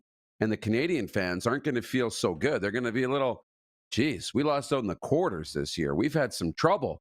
And now all of a sudden the games mean more. The wins mean more. The goals mean more, right? Once you deal with some adversity, you know, the lows make the highs, right? If there were no lows, there would be no highs. If we just rode on a straight line the whole time and we're always good. So I think this is good. This isn't the end of the world. It should feel bad. And next year, there'll be a lot of pressure on them coming back home. Jeff Reinebold coming in next to talk about NFL officiating the bowl games. Nelson, our VP of Sim Events, says losing at the World Juniors and having to face the music is part of becoming a pro. We name names all the time in the NHL. Learn how to handle that so when you end up in a tough market, you're ready. Which, by the way, I equate major junior hockey and college football. Players are roughly the same age. The NIL thing is a whole other kettle of fish. But how about this? Just think about this is what they're saying here. Because here in South Florida, we don't need the other leagues. We've got bowl games. We've got the NFL. We've got NHL. We've got NBA. We got everything. As Serena said on the weekend, it's a sports mecca. It's awesome for guys like us. But that Orange Bowl, 63-3, really? Stadium was half empty in the third quarter. Can you imagine paying $500 for that? And by the way, they're just kids. Let's not put too... I'm sorry, I can't. Who was the coach that said, if this is too much pressure, go play intramurals? I think it was Coach Hawkins, the guy that ended up coaching in Montreal but was in Colorado. Coach Reinebold, you have to clarify me on that, but I'm sorry, I busted into a sweat here. Maybe it's because the sun came out, I'm not sure. But what about these bowl games? Now, there were some great ones. LSU's comeback in the Quest Relia Bowl in Tampa. Can't believe I remember the name of it. Sugar Bowl and Rose Bowl were wonderful and good ones. But as far as the bad ones, it is bad. It is. Do you think it's just luck of the draw, some of these lopsided games?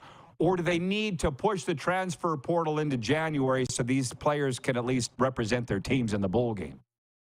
Well, and I wonder if they still would represent their teams, you know, or if they would opt out because they want to enter the transfer portal and they don't want to get hurt. That's the unfortunate part of these bowl games. They don't mean as much because you've got, you know, FSU playing a quarterback who's starting for the first time in his college career. His first start's going to be in the bowl game. You know, like that's not giving me a reason to watch. I'm like, I'm going to tune in for a quarter and see if they can hang with Georgia. Nope, they can't. I'm out. See ya. You know, same with the Oregon game. Liberty had a soft schedule. We found that out in the bowl game. We thought, you know, the great record they had, the great season. The only one that was entertaining, I mean, the last two last night were the best. They were unbelievable. The only other one that got my attention was the Pop-Tarts Bowl because that mascot was unbelievable. And when the Pop-Tart, the real Pop-Tart came out of the toaster there and they were all eating it after the game, I thought that was tremendous marketing and that had my attention. Jesse Palmer saying in the Orange Bowl, like 2 plays in, he's like, well, they may be backups, but doesn't mean they're bad. He tried to sell it for about 3 minutes. Okay, Moose, Happy New Year. Thanks. You bet. Thank you. Coach Reinebold's up next to talk all levels of football. When we return from Sky Sports NFL coverage, we'll be right back on Game Plus Television, WQEE Radio, Apple Podcasts, Spotify, and YouTube Live.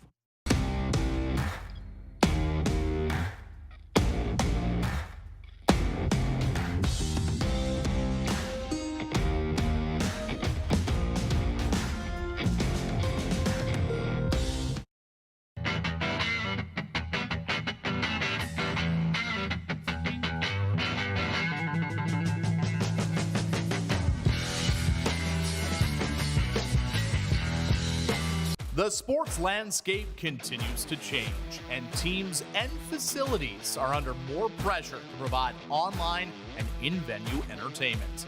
They need the right team to deliver their product. Look no further than IKS Live. We provide service across North America and produce the best fan experience across all platforms.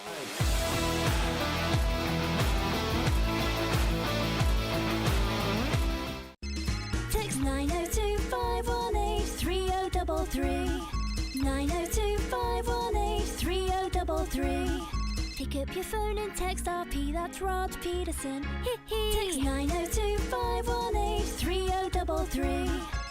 IKS Game Day wishes to congratulate the city of Estevan and Affinity Place on their brand new center ice display. This state-of-the-art score clock features 5 LED faces with full motion graphics, scoring integration, and our new halo mounting system.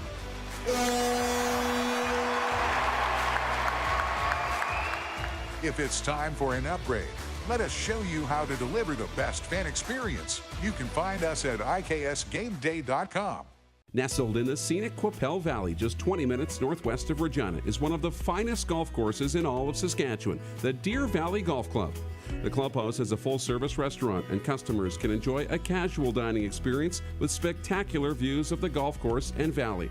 A fully stocked golf shop, staffed by PGA of Canada professionals, is equipped to meet all of your golf apparel and equipment needs. Book your tee time, family event, or corporate tournament today at the Deer Valley Golf Club. Call 306-731-1445.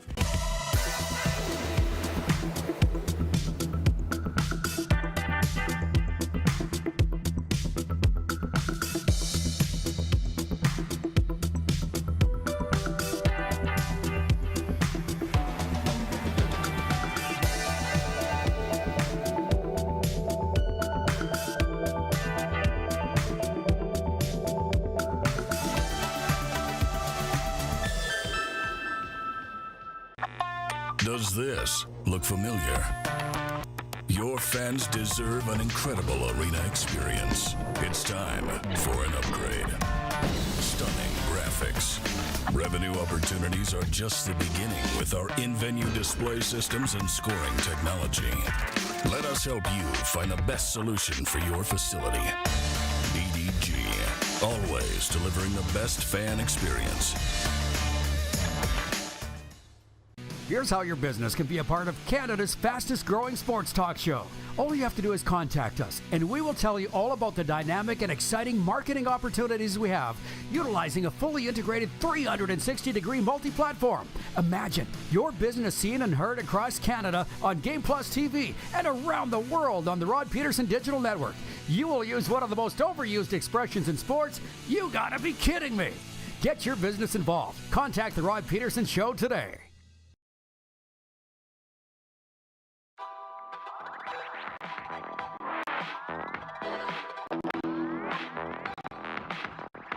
It's the first show of 2024. Welcome aboard, everybody. The RP Show train. Choo-choo. We don't have Coach Reinebold yet, but that's okay because I got a lot of things to get to, and I need to set up that Dallas-Detroit situation. And if he's not with us, it'll give me time to actually do it.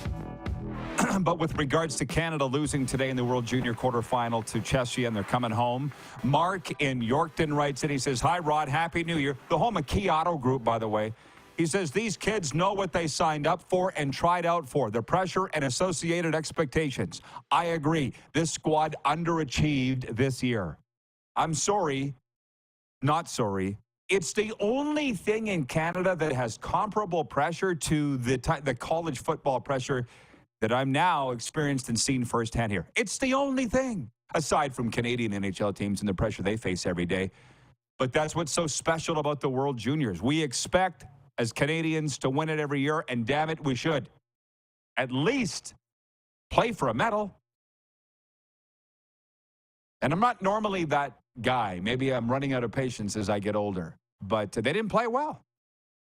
And coaches' reputations are at stake in this. If you do a faceplant in the World Juniors, it affects your standing as a coach. I can name several that it did. Herb is watching in Melville, and he says, "From watching too many eyes on the team, gripping their sticks too hard. I've watched a lot of hockey in 50 years. Yeah, we all have, Herb, and you're right. By the way, regarding that former producer that wrote into this show, Clark should be particularly annoyed at this guy. Clark's our current producer. It matters what he thinks, not this guy that wrote in anonymously and said, I've been a producer in major markets of multiple television shows, and here's what's wrong with your show. You have ADD. You guys are all over the place. Your sound effects are annoying. Hit a couple, Clark, please. How about that? Approved. Yeah. What he's talking about. That's annoying. You're annoying. And he says the host is arrogant. Which he's right. He's right on all these things. But we also don't care, and we didn't ask for his opinion. Herb also says it's a little of both confidence and arrogance. If he was born in Sasky, you would understand what we put up with from the great country of Canada. Yes, we're used to getting the shaft in Saskatchewan, and that's why I got a chip on my shoulder and always will. The end. Okay, let's bring in Coach Reinebold now. Coach, they want your take on that. You can just imagine. I'm going to start here. By the way, Happy New Year. Cowboys, Lions, the refs are pointing the finger at the players. The Lions are pointing the finger at the refs. Cowboys aren't pointing the finger at anybody. They won. What's your take on how that went down Saturday night, please? Boy, I tell you, that's a tough one. Again, I could sense Dan Campbell's frustration in his post-game press conference. I mean, he always is a guy that's going to wear his emotions on his sleeve, and he's not going to give you coach speak. And he did about as much as he could do without getting himself fined. And I think the same thing was true with Taylor Decker and, with the rest of their players went in front of the microphone to talk about it. It's unfortunate because obviously there was a malfunction in the system. And, sadly, the Lions, lost a football game because of it. And, again, we'll never know the truth because, everybody's going to run to cover and point the finger at the other guy. But I really believe that when you look at some of the footage that's come, available to us, is particularly the footage from above the Lions huddle, where basically, and obviously, again, you don't have tape of what they were saying, but when you watch the quarterback basically, push Decker over there to report to the official, and they have a conversation, you got to believe they're not talking about what the weather was or where they're going to, eat nachos in Dallas after the game. Well, yeah, it's you've been in those situations though. That's why I got to defer to your football knowledge. They said they met before the game.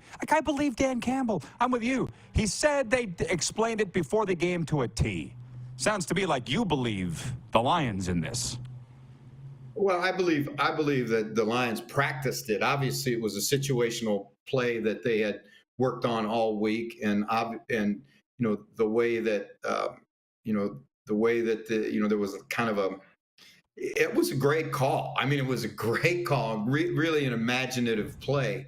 And, you have to go through those kinds of scenarios with the official before the game, and anytime you're going to use any kind of, trickeration as it's been called, you have to make the officials aware of it so that they're not surprised when it happens and they make the bad call. I think in this situation, they did the right thing. It looked to me, as much as we'll ever know, that the Lions did the right thing, and the officials just missed it. And, in the end, this is where it gets frustrating, Rod. This is where coaches get really frustrated, is because the fans want to know, right? And the fans have a right to know, but the officials are protected, and that I don't think is right. There should be if there's full accountability for Taylor Decker, if there's full accountability for Dan Campbell, then there should be full accountability for, the officiating crew. That's my personal opinion.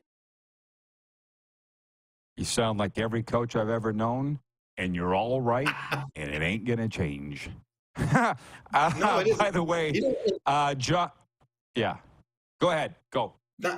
No, I think you're exactly right. It's not going to change. And again, I understand to a certain degree why it doesn't change, because again, the league has to, they have to guard,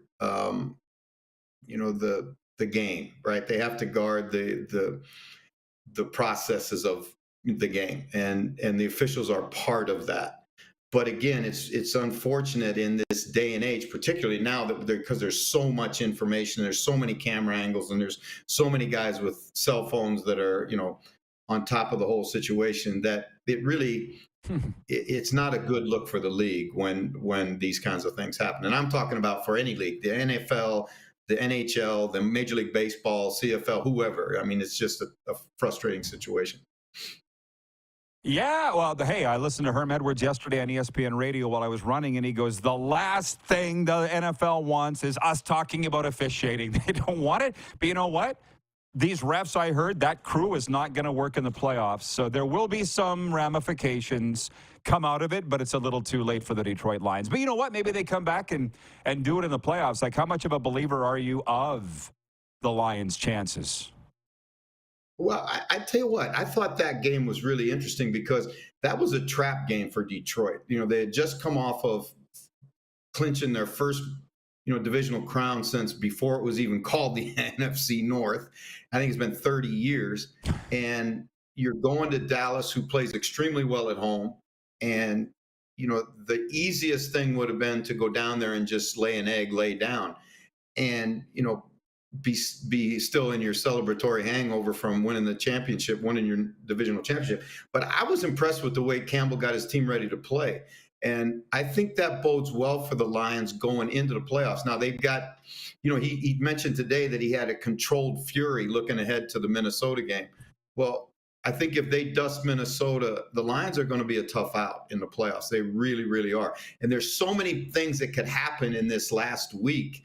The Cowboys might be the NFC East champions. Now, who would have ever 8 weeks ago thought that, Rod, when everybody had anointed it was going to be an Eagles, the Eagles were going to battle with the 49ers to go to the Super Bowl. I mean, I just really think that Dallas right now, and I was impressed with Dallas. And you know how I feel about Dallas. They've let me down too many times.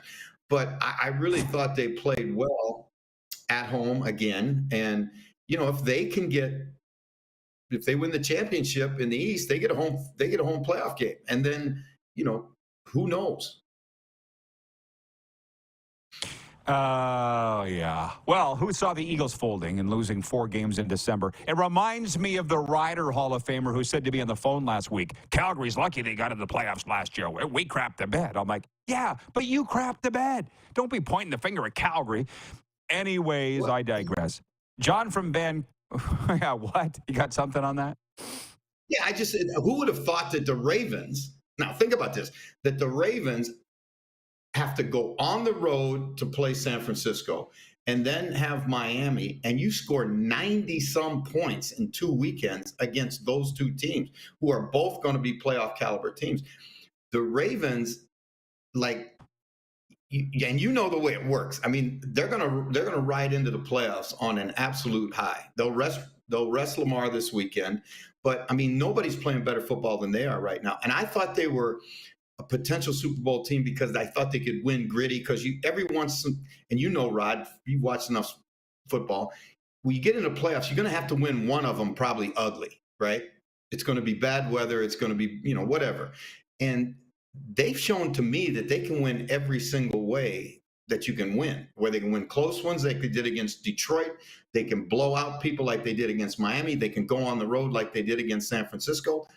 So you'd have to say the Ravens are, the Super Bowl favorite, in my opinion. But again, how many times have we said that about a team and then they get into playoffs and somebody knocks them off? Yeah, well, I don't think we said it about the Ravens going into the year, but they do play in a very tough division. And OBJ said on the weekend, I don't know if you saw his quote, he's like, this is the best team I've been on. And I was like, whoa, that's saying something. Yeah, that is saying something, because that Rams team he was on that won the Super Bowl was a good football team. I think this might be the most complete team he's ever played on. Even when you go back to that Rams team that won the Super Bowl and certainly you got Aaron Donald on defense, you got Von Miller on defense, you got all those guys that they had, Jalen Ramsey. But you look at this Ravens defense, and they're every bit as good as that Rams defense was. And offensively, Lamar sometimes, he's a magician. Like, how in the world did he make that play, right? And he throws the ball so much better in this system. Their offense is so much more diversified than it's ever been. They can still run the football. They're big and strong, and they're physical, and they play great special teams, and they do all the little things well. I just really think that's the kind of teams that we've seen in the CFL win championships, and that's the one kind of teams we've seen in the NFL win championships. A great way to end it is on the Rams note. John in Vancouver writes in. His name on YouTube is Mahi May. He says, Coach, what are your thoughts on Brett Maher being resigned by the Rams for the playoffs? You know what? I am a big Brett Maher fan. He had a great year for us when we had him in Hamilton. He's a great person. That's like incredibly bad, got the yips that one at the end of one year for the Cowboys. And I think people kind of remember that. That's how they remember him. But Brett Maher has made some, big kicks in his career, both in the CFL and in the NFL. And anytime, you see a guy get a chance to come back and take one more stab at it, I think is really especially when he's a good guy like Brett is. Brett is a tremendous teammate. He's a tremendous person, and really, really good quality kicker. So, again, I wish nothing but good things for him. And one more, Coach. It is the last weekend of the regular season. There's going to be a lot of teams resting. I don't know how you are on picks and that, but as an analyst for Sky Sports, what should we be looking for this week? Because it's not your normal kind of week. Well, I think it's really interesting because there's so many teams that need help. They got to take care. Pittsburgh's still in it. Like, here we go. Like 3 weeks ago, we'd have said left them for dead. They're back in it. They still have a chance to go to the playoffs. Buffalo, as hot as Buffalo is, they could get knocked out of the playoffs this weekend. So I think this is exactly what the NFL wants for the last week of the season. So many teams. I think it's like 9 teams still have chances to get in the playoffs. And a lot of things have got to, like, for example, Pittsburgh's got to win and they've got to have somebody else lose. There's a lot of that. But, hey, that's what parity brings in this league. And you know how there used to be dynasties? I'm not sure, Rod, if we're ever going to see true dynasties anymore. And I'm sure that is exactly what the folks at 280 Park in New York City would like to see. Yeah, you want a different winner every year, and the unpredictability and all the rest. Man, I could talk with you, Coach, forever. Where do you think Belichick ends up? I guess he addressed it today. Didn't say where he's going, but I guess he did chuckle about it. I think he thinks he's done in New England. What sense are you getting? I think that's probably true. I know that the job that everybody's going to want, and certainly he's one of the ones that would want this opportunity, is the Chargers, because of the fact you've got an elite level quarterback right away. I think he's seen enough average quarterback play over the last 3 years that he knows that that's so important.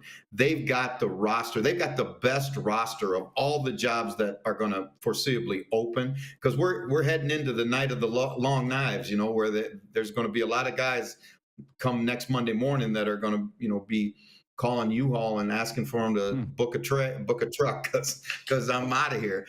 And, and that's the business. I don't make light of it, but that's just the business. But I think for him and for a number of guys, Harbaugh included, and I'm not talking about John, I'm talking about Jim. I think that's a job that everybody will want. Harbaugh played there. He was a Charger once upon a time in his career, and certainly has a history there, was the head coach at the University of San Diego. And he'll be able, I think what's really important is to get in front of the Spanos family and talk to him about how are you going to protect that that great young quarterback you got? How are you going to maximize his skill set? How are you going to build an offense to let him just spread his wings and fly? And I think that the offensive coaches, frankly, have a leg up on that. That's one of the reasons why you see so many offensive coaches hired in pro football today, because all the owners want to, their number one asset's their quarterback, and they want to make sure they can protect that asset. Yeah. Well, speaking of Harbaugh, I'll be cheering for the Blue now. They beat my Crimson Tide last night, but I saw the story on J.J. McCarthy. How can you not cheer for this kid? So, yeah, and I don't care about Washington. So, Coach, thank you. Happy New Year. Thanks for all you do. We'll chat with you in a week. All right. Aloha, Rod. Thank you. Take care. Thanks, Coach. The great Jeff Reinebold joining us from across the pond. We'll be right back with a sports update. We got Audience Takeover on the way, too. We're live on Game Plus Television, WQEE Radio, Apple Podcasts, Spotify, and YouTube Live.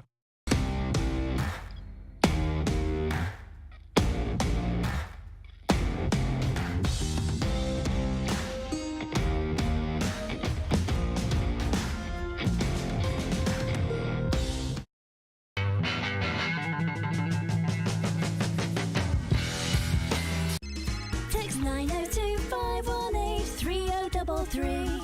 902-518-3033. Pick up your phone and text RP, that's Rod Pedersen. Text 902-518-3033. Did you know that you can help save a life? And you can start right now. Stem cells from male donors increase chances of positive outcomes for patients, yet they only make up 40% of our registry. Today, there are hundreds of people in Canada searching for their life-saving match. You can be a patient's best hope. Be a hero by registering with Canadian Blood Services Stem Cell Registry now. Does this look familiar? Your fans deserve an incredible arena experience. It's time for an upgrade. Stunning graphics. Revenue opportunities are just the beginning with our in-venue display systems and scoring technology. Let us help you find the best solution for your facility. EDG, always delivering the best fan experience.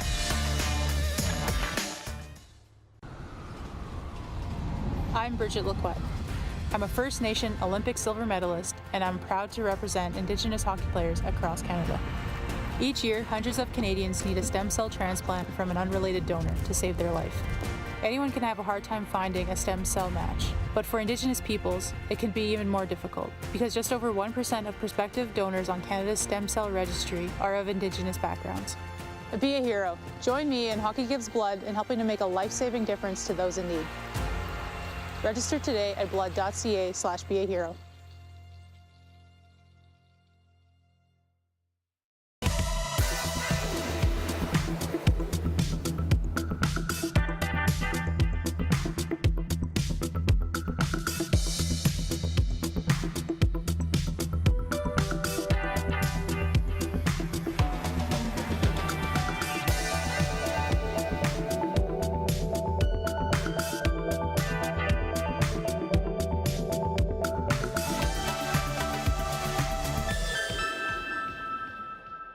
Hi, my name is Logan Stankoven. And I'm Connor Bedard. We're both Hockey Gives Blood player ambassadors and proud to be blood donors. There are thousands of patients each year in Canada that rely on a generous stranger to save their life. Please book an appointment today to donate blood at blood.ca/HGB.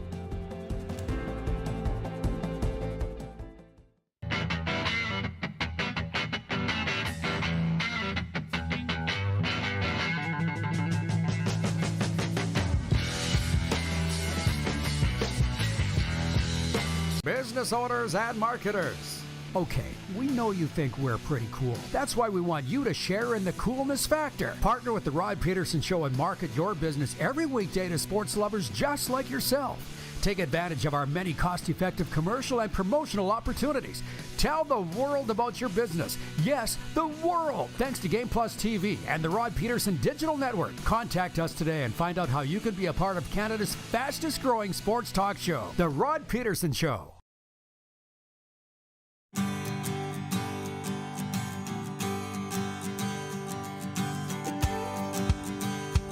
It's a gorgeous day to talk sports. They all are. And 2024 is off to a wonderful start. I'm going to tell you why.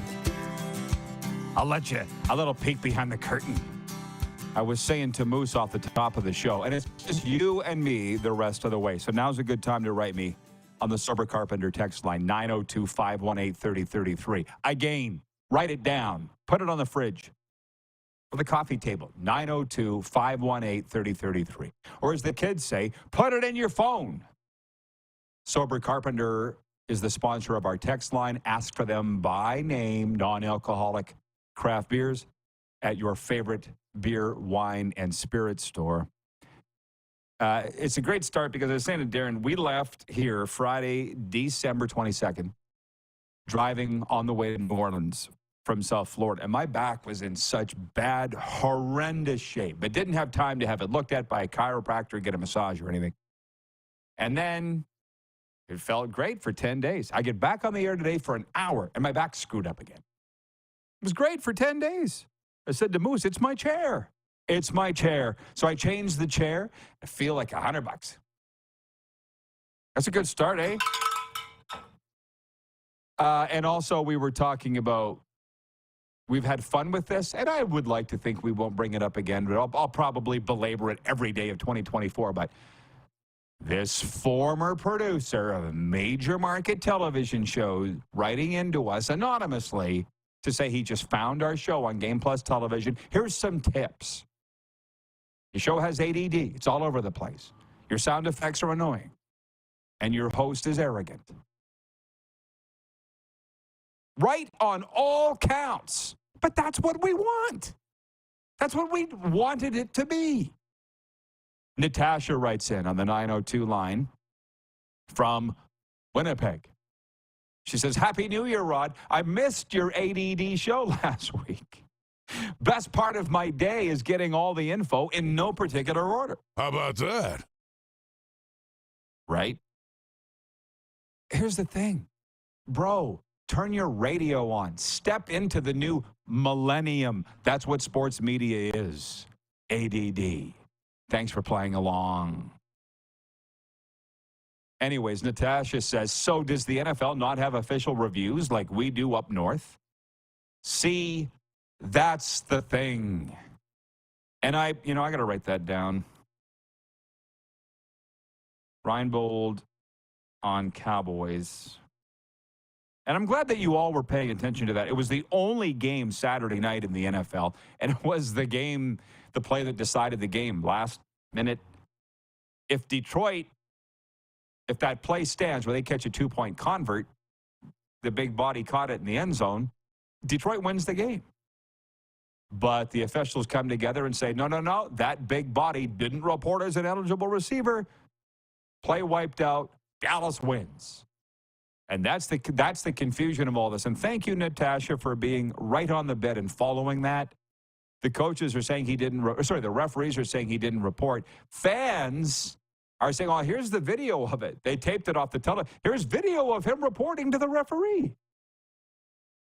Refs are still denying it. No, that's not what happened. Don't make me go down the mental health road of gaslighting, telling you something happened that didn't, or denying something happened that did.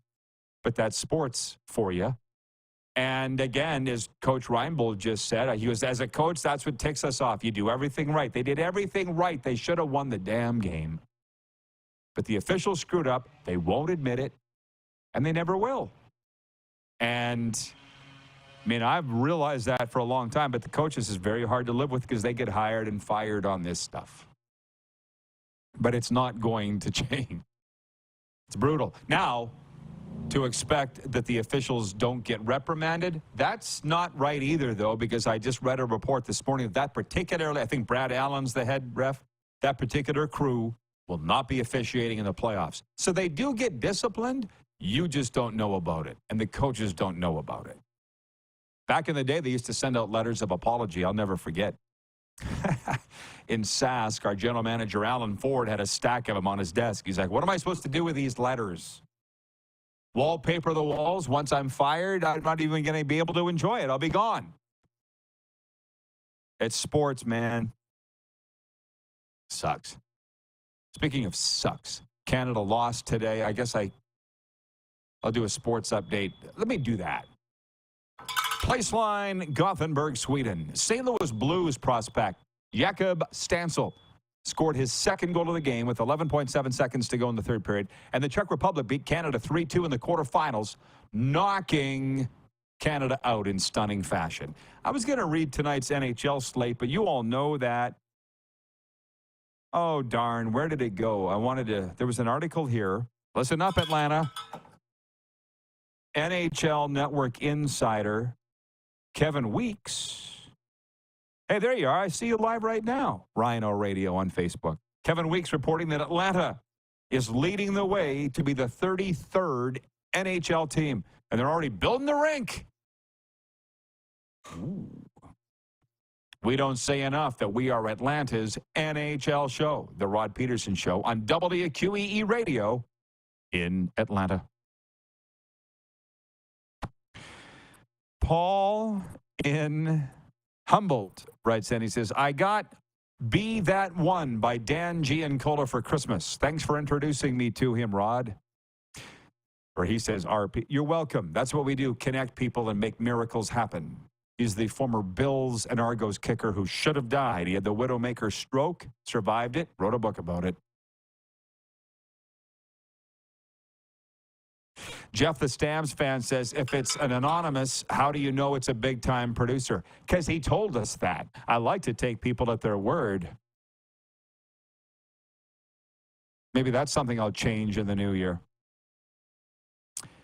Chad in Lethbridge says, just remember, Roddy, as Al Bundy would say, opinions are like belly buttons. Some stink and some don't. Busy night in the NHL, 13 games. The Oilers will attempt to win their 6th in a row when they host the Philadelphia Flyers in a rematch of the 1987 Stanley Cup Final. The Montreal Canadiens visit the Dallas Stars. The Minnesota Wild host the Calgary Flames. Tampa Bay Lightning visit the Winnipeg Jets. Vancouver Canucks host Ottawa. And the Maple Leafs visit the LA Kings. Sports updates brought to you by Landmark Cinemas. In theaters now, Aquaman and the Lost Kingdom. When an ancient power is unleashed, Aquaman must forge an uneasy alliance with an unlikely ally to protect Atlantis and the world from irreversible devastation. Starring Ben Affleck, Jason Momoa, Dolph Lundgren, and Nicole Kidman. And we're also brought to you by Common Crown Brewing Company, turning your everyday common beer into a unique and exceptional experience. Visit commoncrown.ca. We'll be right back with Overtime. Stick around, everybody. We're live on Game Plus Television, WQEE Radio, Apple Podcasts, Spotify, and YouTube Live.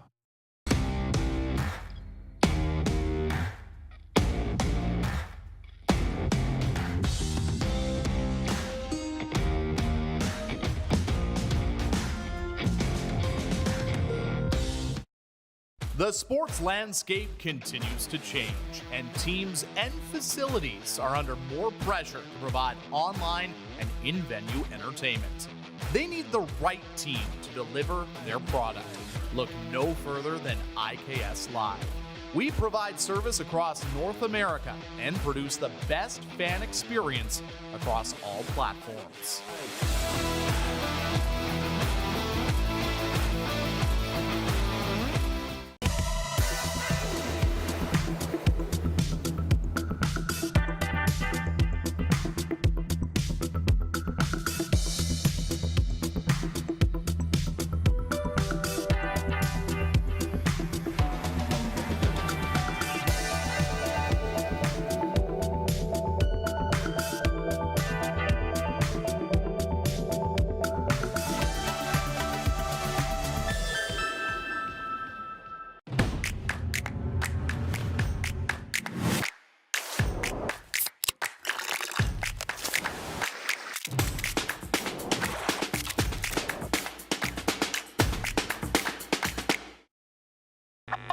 Does this look familiar? Your fans deserve an incredible arena experience. It's time for an upgrade. Stunning graphics. graphics. Revenue opportunities are just the beginning with our in-venue display systems and scoring technology. Let us help you find the best solution for your facility. DDG, always delivering the best fan experience. Hi, my name's Logan Stankoven. And I'm Connor Bedard. We're both Hockey Gives Blood player ambassadors and proud to be blood donors. There are thousands of patients each year in Canada that rely on a generous stranger to save their life. Please book an appointment today to donate blood at blood.ca/HGB. IKS Game Day wishes to congratulate the city of Estevan and Affinity Place on their brand new center ice display. This state-of-the-art score clock features 5 LED faces with full motion graphics, scoring integration, and our new halo mounting system.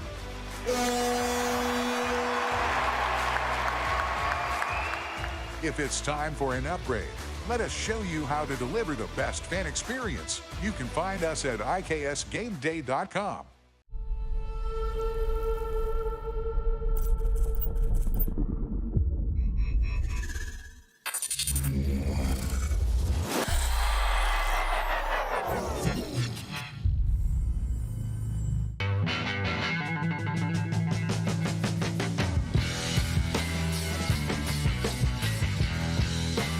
Here's how your business can be a part of Canada's fastest growing sports talk show. All you have to do is contact us, and we will tell you all about the dynamic and exciting marketing opportunities we have, utilizing a fully integrated 360-degree multi-platform. Imagine your business seen and heard across Canada on Game Plus TV and around the world on the Rod Pedersen Digital Network. You will use one of the most overused expressions in sports. You gotta be kidding me. Get your business involved. Contact the Rod Pedersen Show today.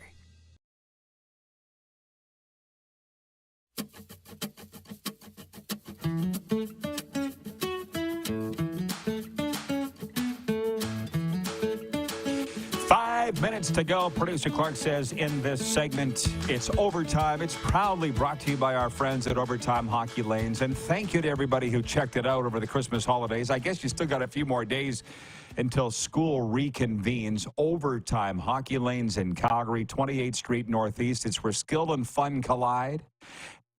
You can go to our website. I've put a link on there to, or Google Overtime Hockey Lanes. I think it's overtimehl.ca. And as it says, baseball has batting cages, golf has driving ranges. Why can't hockey have shooting lanes? That's what it is in Calgary, just that slap shot away from the old Crossroads flea market. I was talking with Serena. You saw my mind went somewhere. She was saying the other day when we were watching one hockey game, I think it was one World Junior game, she was like, how come the wrist shot is so prevalent? Nobody takes slap shots anymore. I don't know. But you can perfect it at Overtime Hockey Lanes. I can tell you that for free. Right, Randy? You're the hockey expert, Randy. Why does nobody take slap shots anymore? Look at Bedard. His snap shot's harder than a lot of people's slap shots. That's a fact, Jack. 902-518-3033. And I don't know what happened. I just lost all wireless here at the house. Well, that's okay. Gonna go out, go back in. We do have news out of the World Juniors that Dennis Bayak has officially retired, called his last game. USA beating Latvia 7-2. Man, am I glad I didn't call for that to be an upset. Don't follow me for betting advice. Darren, if you're still watching, put that on my tombstone. Don't follow me for betting advice. 4 quarterfinal playoff games, all played back to back to back at the World Juniors. Today's the day that they do that. There's always one upset. Well, today there were 2. The very first one, Finland beating Slovakia 4-3 in overtime. And then the second one, the Czechs beating Canada 3-2. We scored it ourselves, deflected it into our own net. That was an upset. And now USA beating Latvia 7-2. That was not an upset, but it was Dennis Bayak's last game. I guess Craig Button, our good friend, presented him with a jersey. Happy retirement. Denny, the pride of Beausejour, Manitoba, or is it Beausevain?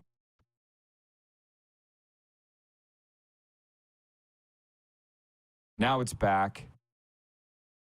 902-518-3033. A lot of people have comments to that producer that ripped us. More so specifically me. I felt like if I had this right, Clark, and we can talk about it later, you and Jordan were upset and maybe a little offended by these guys' comments. You didn't find it as funny as I did. Am I right on that or wrong?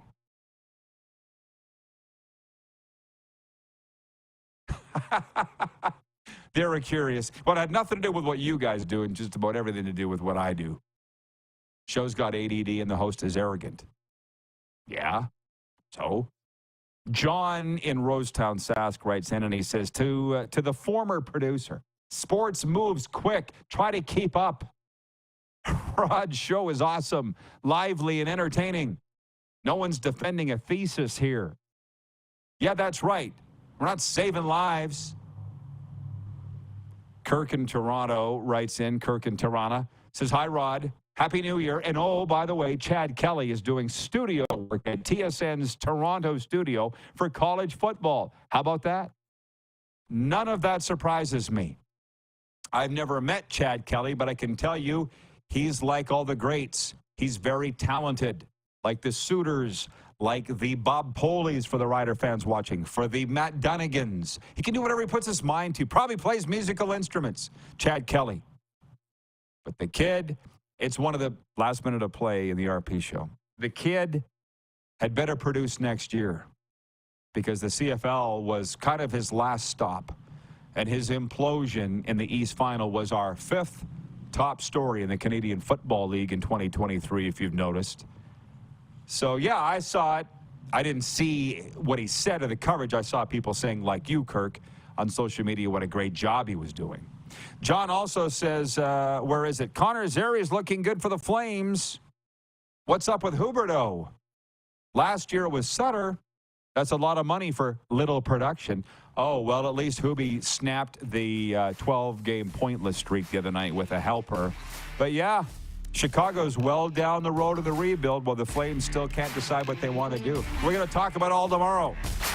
Noon Eastern right here, Game Plus and Key Radio. Who has more fun than us?